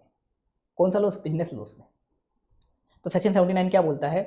क्लोजली हेल्ड कंपनी चाहे तो पुराना लॉस अपना करंट ईयर में सेट ऑफ कर सकती हैं, करंट ईयर में सेट ऑफ कर सकती हैं, पर उसके लिए एक कंडीशन है कि क्लोजली हेल्ड कंपनी को जिस ईयर में लॉस हुआ था उस ईयर के लास्ट डे के दिन, जिस ईयर में लॉस हुआ था उस ईयर के लास्ट डे के दिन, जिस ईयर में लॉस हुआ था उस ईयर के लास्ट डे के दिन, और जिस ईयर में वो सेट ऑफ करना चाहती हैं मतलब करंट ईयर के लास्ट डे के दिन, कम से कम 51% शेयर होल्डिंग, कम से कम 51% voting power same share holders के पास होनी चाहिए, तो ही वो सेट ऑफ कर सकती है, नहीं तो उनका लॉस सेट ऑफ नहीं हो पाएगा, डूब जाएगा। मैंने क्या बोला? क्लोजली हेल्ड कंपनी अपना लॉस सेट ऑफ करना चाहती है पुराना करंट ईयर में, कर तो सकती है सेट ऑफ, कोई दिक्कत नहीं है, पर सेक्शन 79 बीच में टांग अड़ाता है। ये बोलता है कम से कम 51% शेयर होल्डिंग सेम के पास होनी चाहिए, जिस ईयर का लॉस उस ईयर में और जिस ईयर में सेट ऑफ कर रहे हो उस ईयर में कम से कम 51% share holding same share holder के पास होनी चाहिए। एक एग्जाम्पल से समझ लेते हैं। एक closely held company XYZ private limited, इसका आपको पुराना ब्रॉड फॉरवर्ड बिजनेस लॉस दे रखा है प्रीवियस ईयर 22-23 का 40 लाख का, करंट ईयर की PGBP की इनकम दे रखी है 60 लाख की। मान लो ये सेक्शन 79 नहीं होता, बिल्कुल सिंपल था, 60 लाख की इनकम है, 40 लाख का आपका पुराना लॉस है। पुराना लॉस आप सेम हेड से सेट ऑफ कर सकते हो, तो कर दिया सेट ऑफ, 20 लाख की आपकी फाइनल इनकम आ जाती है, पर ये सेक्शन बीच में टांग अड़ाएगा। अब इस कंपनी का आपको शेयर होल्डिंग पैटर्न दे रखा है, बता रखा है कि 22-23 में, मतलब जिस ईयर का आपका पुराना लॉस है उस ईयर में क्या था, मिस्टर एक्स के पास 55% शेयर होल्डिंग थी और बाकी शेयर होल्डर के पास 45% शेयर होल्डिंग थी। ये मानो ये प्रीवियस ईयर के लास्ट डे के दिन थी, ये मान लो चाहे तो आप, प्रीवियस ईयर के लास्ट डे के दिन ये शेयर होल्डिंग थी। अब करंट ईयर में क्या हुआ, मिस्टर एक्स ने अपनी पूरी शेयर होल्डिंग एक मिस्टर ए को सेल कर दी, एक पर्सन है मिस्टर ए, उसको सेल कर दी। तो करंट ईयर में मिस्टर ए के पास तो आ गई 55% और अदर्स के पास हो गई 45%। बताओ 51% शेयर्स सेम के पास है क्या? नहीं, ओनली 45 है सेम के पास। जो मिस्टर एक्स था जिसके पास 55 थे वो तो ए को बेच के चला गया, तो 51% होल्डिंग जो है चेंज हो गई। कम से कम 51% होल्डिंग सेम के पास होनी चाहिए, कम से कम 51%, यहाँ तो ओनली 45 है सेम के पास। अब करंट ईयर में मान लो हम लो सेट ऑफ करना चाहते हैं, कर पाएगी क्या? नहीं कर पाएगी, नील। 60 लाख इनकम से लो सेट ऑफ नहीं हो पाएगा, पूरी 60 लाख की इसको इनकम दिखानी पड़ेगी। ये लो सब कुछ काम करनी है, ये लोस काम करनी, कम से कम 51% शेयर होल्डिंग सेम के पास होनी चाहिए। अब दूसरा, ये जो सेक्शन है 79, ये अनअब्जॉर्ब्ड डेप्रिसिएशन पे नहीं लगेगा। अनअब्जॉर्ब्ड डेप्रिसिएशन बड़ी प्यारी चीज़ है, इस पर ये सेक्शन नहीं लगेगा। मान लो इस क्वेश्चन में 10 लाख का अनअब्जॉर्ब्ड डेप्रिसिएशन और होता तो फर्म लेस कर देती क्या? हाँ वो लेस कर देती, उसमें शेयर होल्डिंग का कोई फर्क नहीं पड़ेगा, चाहे पूरी ट्रांसफर हो जाए फिर भी कोई दिक्कत वाली बात नहीं। अनअब्जॉर्ब्ड डेप्रिसिएशन हर केस में सेट ऑफ मार सकते हो आप, किसी भी हेड से मार सकते हो सैलरी को छोड़ के, बिल्कुल प्यारी चीज़ है। इसके अलावा दो केस में सेक्शन अप्लाई नहीं होता। पहला तो शेयर होल्डिंग जो चेंज हुई है शेयर होल्डर की डेथ के कारण हुई है, या शेयर होल्डर ने जो ट्रांसफर किया वो गिफ्ट दे दिया था अपने रिलेटिव को, इसके कारण शेयर होल्डिंग चेंज हुई है। मान लो यहाँ पे मिस्टर एक्स की डेथ के कारण शेयर होल्डिंग मिस्टर ए के पास चली गई, तो ये सेक्शन लगेगा ही नहीं, फिर कोई दिक्कत नहीं है, सेट ऑफ कर सकते हैं। दूसरा, मिस्टर एक्स ने क्या किया था, जो शेयर्स थे ना अपने, वो मिस्टर ए को गिफ्ट दे दिए थे, मिस्टर ए उसका रिलेटिव था। रिलेटिव कौन सा? वो अदर सोर्स में था, पूरा खानदान, उसमें से कोई रिलेटिव था, उसको गिफ्ट दे दिए, तो भी ये सेक्शन नहीं लगेगा, तो भी आराम से आप पूरा सेट ऑफ कर सकते हैं। इसके अलावा शेयर होल्डिंग जो चेंज हुई है वो क्यों चेंज हुई है? IBC में, इंसॉल्वेंसी बैंक्रप्सी कोड में एक रिजोल्यूशन प्लान बना था, उस रिजोल्यूशन प्लान के कारण शेयर होल्डिंग चेंज हुई है। तो कितनी भी हो जाए चेंज, ये सेक्शन लगेगा ही नहीं, ये सेक्शन लगेगा ही नहीं, खत्म। सेक्शन 79 इसको अच्छे से कर लेना।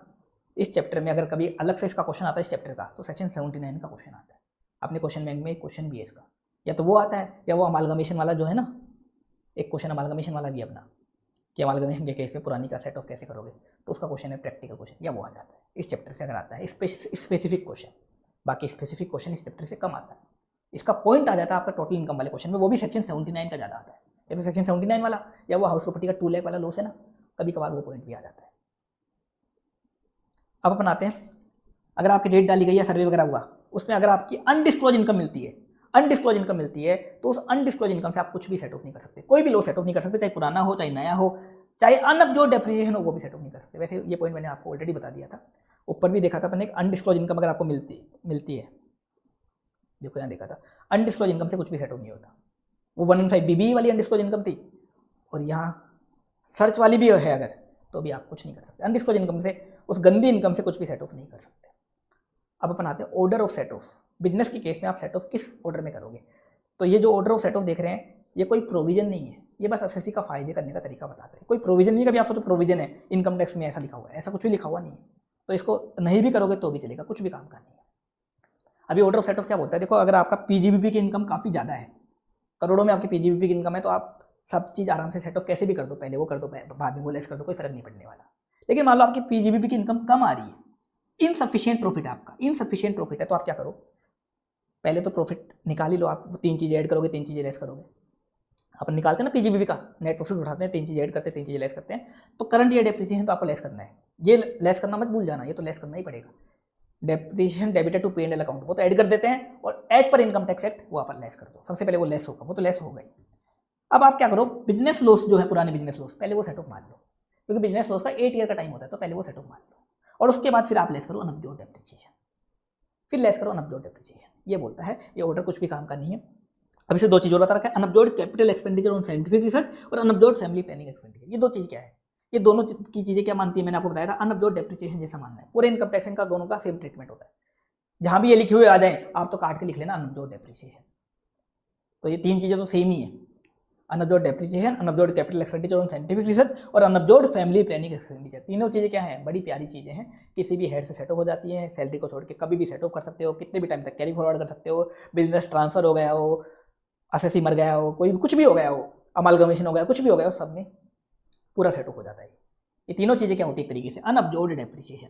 तो जहाँ जहाँ अनअब्जॉर्ब्ड डेप्रिसिएशन ऊपर बढ़ाया था वहाँ ये दोनों चीज़ें भी इंक्लूड कर लेना, उसमें इंक्लूड ही मानी जाती है।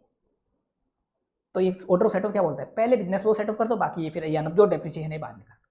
पर ये कुछ काम का नहीं है। काम का क्यों नहीं है, जनरली अपन क्या करते हैं, प्रोविजन के अकॉर्डिंग चलते हैं ना, प्रोविजन के अकॉर्डिंग। अनअब्जॉर्ब्ड डेप्रिसिएशन का सेक्शन है सेक्शन 32(2) और इनका सेक्शन भी वही सेक्शन 36, 37 के आसपास आते हैं। तो पहले ये लेस करते हैं। और बिजनेस लॉस का सेक्शन है सेक्शन 72। बिजनेस लॉस का सेक्शन क्या है, सेक्शन 72। तो याद करो अपन ने जब बुक प्रॉफिट निकाला था पार्टनरशिप फर्म का सेक्शन 40B में लिमिट निकालने के लिए, तो मैंने बताया था उसमें आपको अनअब्जॉर्ब्ड डेप्रिसिएशन लेस करना पड़ता है, वहाँ बिजनेस लॉस लेस नहीं कर सकते। बिजनेस लॉस तो आप जब फाइनल इनकम निकालोगे तब लेस करना, फाइनल पीजीबीपी इनकम आ जाएगी उसके बाद। तो इसलिए अनअब्जॉर्ब्ड डेप्रिसिएशन अपन पहले ही लेस करते हैं। बढ़िया भी यही रहता है कि पहले ही लेस करो, क्योंकि जहाँ भी होता है वो इसका सेक्शन पहले का ही है, तो पहले ही लेस करते हैं। ये ऑर्डर ऑफ सेटअप बिल्कुल ही बकवास है, कुछ भी काम का नहीं है। आप तो सीधा पहले अनअब्जॉर्ब्ड डेप्रिसिएशन लेस किया करो। अनअब्जॉर्ब्ड डेप्रिसिएशन में ये दोनों चीज़ें आ जाएंगी, नीचे वाली ये भी लेस कर दो। हाँ, फिर बिजनेस लॉस बाद में, फाइनल पीजीबीपी की इनकम आ गई फिर उससे सेटअप कर करो, बेटर वही रहता है। ये ऑर्डर ऑफ सेटअप बिल्कुल बकवास है, मॉड्यूल में दे रखा है पर कुछ काम का नहीं है, कोई प्रोविजन नहीं है। कभी आप सोचो प्रोविजन है, कोई प्रोविजन नहीं।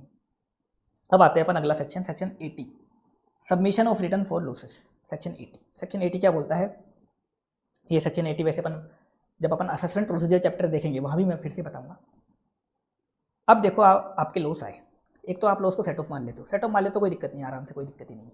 अब सेट ऑफ नहीं मार पाए तो कैरी फॉरवर्ड करना है। अगर आपको लॉस को कैरी फॉरवर्ड करना है, आपके लॉस हैं आप सेट ऑफ नहीं मार पा रहे, कैरी फॉरवर्ड करना है तो आपको एक तो लॉस रिटर्न फाइल करनी पड़ती है। आपकी लॉस रिटर्न जाती है, कहाँ जाती है, सेक्शन 139(3) में बनती है लॉस रिटर्न, क्योंकि आपके लॉस आ रहे हैं जो आप सेट ऑफ नहीं मार पाए, तो कैरी फॉरवर्ड करोगे लॉस रिटर्न बननी पड़ती है। तो आपको लॉस रिटर्न फाइल करनी पड़ेगी। कब तक फाइल करनी है, आरओआई की ड्यू डेट तक। आरओआई की ड्यू डेट क्या होती है, 31 जुलाई या तो 31 अक्टूबर या 30 नवंबर, उस डेट तक फाइल करनी है। तभी तो डिपार्टमेंट वालों को पता चलेगा कि हाँ आपके लॉस आ रहे हैं। अगर आप बताओगे ही नहीं तो फिर उनको पता ही कैसे चलेगा। तो कैरी फॉरवर्ड करने के लिए तो रिटर्न फाइल करना कंपलसरी है। दूसरा, रिटर्न आपको टाइम पे फाइल करनी है, ड्यू डेट तक। अगर आप लेट हो जाते हो तो ये आपके लॉस डूब जाएंगे, इनको कैरी फॉरवर्ड नहीं कर पाओगे। कैरी फॉरवर्ड की बात कर रहा हूँ मैं, सेट ऑफ की बात नहीं कर रहा। सेट ऑफ तो कोई दिक्कत नहीं, कर लो। कैरी फॉरवर्ड करना है, अगर आपको कैरी फॉरवर्ड करना है तो लॉस रिटर्न बननी पड़ती है आपको आरओआई की ड्यू डेट तक। कौन से लॉस की बात हो रही है यहाँ पे, एक तो बिजनेस के लॉस और एक कैपिटल लॉस। एक तो कैपिटल हेड का लॉस और एक जो बिजनेस है, जितने भी बिजनेस है, चाहे नॉर्मल बिजनेस लॉस हो, चाहे स्पेकुलेटिव बिजनेस हो, चाहे 3580 वाला बिजनेस हो, चाहे हॉर्स रेसिंग वाली एक्टिविटी वाला बिजनेस हो, कोई भी बिजनेस हो, कोई भी बिजनेस हो, उस बिजनेस का लॉस अगर आपको कैरी फॉरवर्ड करना है और कैपिटल हेड का लॉस कैरी फॉरवर्ड करना है तो रिटर्न टाइम पे फाइल कर देना, नहीं तो वो लॉस आपका डूब जाएगा। आप कैरी फॉरवर्ड नहीं कर पाओगे करंट ईयर के लॉस को, करंट ईयर के उस लॉस को आप कैरी फॉरवर्ड नहीं कर पाओगे, वो आपका डूब जाएगा। ये करंट ईयर के लॉस की बात हो रही है। मान लो कोई पुराना लॉस है आपका 5 साल पुराना, वो आप कैरी फॉरवर्ड कर करके लेके आ रहे हो और करंट ईयर में आपने रिटर्न लेट फाइल करी तो वो भी डूब जाएगा क्या, वो नहीं डूबेगा। ये करंट ईयर के लॉस डूबेंगे आपके, कैरी फॉरवर्ड नहीं कर पाओगे। हाँ, सेट ऑफ तो कर सकते हो, रिटर्न लेट भी फाइल करते हो, सेट ऑफ करने की आपकी बस की, आपकी दूसरी इनकम है तो कर सकते हो। कैरी फॉरवर्ड की बात हो रही है, कैरी फॉरवर्ड करने के लिए आपको लॉस रिटर्न फाइल करनी है और टाइम पे फाइल करनी है। अब ये प्रोविजन 2 केस में अप्लाई नहीं होता। अगर आप रिटर्न लेट में फाइल करते हो तो भी उनको कैरी फॉरवर्ड कर सकते हो। तो हाउस प्रॉपर्टी हेड का लॉस और एक अनअब्जॉर्ब्ड डेप्रिसिएशन। अनअब्जॉर्ब्ड डेप्रिसिएशन तो बड़ी प्यारी चीज़ है, कुछ भी करो इसके साथ कोई दुखी नहीं करता ये। एक हाउस प्रॉपर्टी हेड का लॉस भी आप अगर रिटर्न लेट फाइल करते हो तो भी कैरी फॉरवर्ड कर सकते हो। देखो, रिटर्न तो फाइल करनी ही पड़ेगी आपको, लॉस रिटर्न तो फाइल करनी ही पड़ेगी, तभी तो डिपार्टमेंट वालों को पता चलेगा कि आपका लॉस है। उनको ख्वाब थोड़ी आएगा। ये था submission of return for losses section 80, ये अपन ने कंप्लीट कर लिया। ये अपना सेट ऑफ वाला चैप्टर भी रिवाइज हो गया। तो अपन ने 2 चैप्टर रिवाइज कर लिए, अदर सोर्स वाला और एक सेट ऑफ वाला। अदर सोर्स वाले चैप्टर से क्वेश्चन आने के चांस होते हैं, या तो वीडियो का क्वेश्चन आ जाता है या ऑनलाइन गेम वगैरह का भी क्वेश्चन आ सकता है। और सेट ऑफ वाले चैप्टर से मैंने बताया, मान लो अदर सोर्स चैप्टर से क्वेश्चन नहीं आया तो इसका क्वेश्चन स्पेसिफिक बन सकता है सेक्शन 79 का, या वो अमालगमेशन वाले केस का। और स्पेसिफिक नहीं बना तो सेक्शन 79 का पॉइंट आ सकता है, वो आपको अच्छे से ध्यान रखना। और एक वो हाउस प्रॉपर्टी वाला पॉइंट जरूर याद रखना है, 2 लाख रुपये वाला, 2 लाख रुपीज़ वाला है ना, जो पॉइंट की 2 लाख रुपये का आप किसी और हेड से सेटअप कर सकते हो। और 115 BAC में तो दूसरे से कर ही नहीं सकते हाउस प्रॉपर्टी को, एक वो पॉइंट का आपका है। ये कुछ पॉइंट इसमें सबसे ज़्यादा इंपॉर्टेंट है। तो आज के लिए इतना काफ़ी है। Thank you so much. Radhe Radhe, Hare Krishna.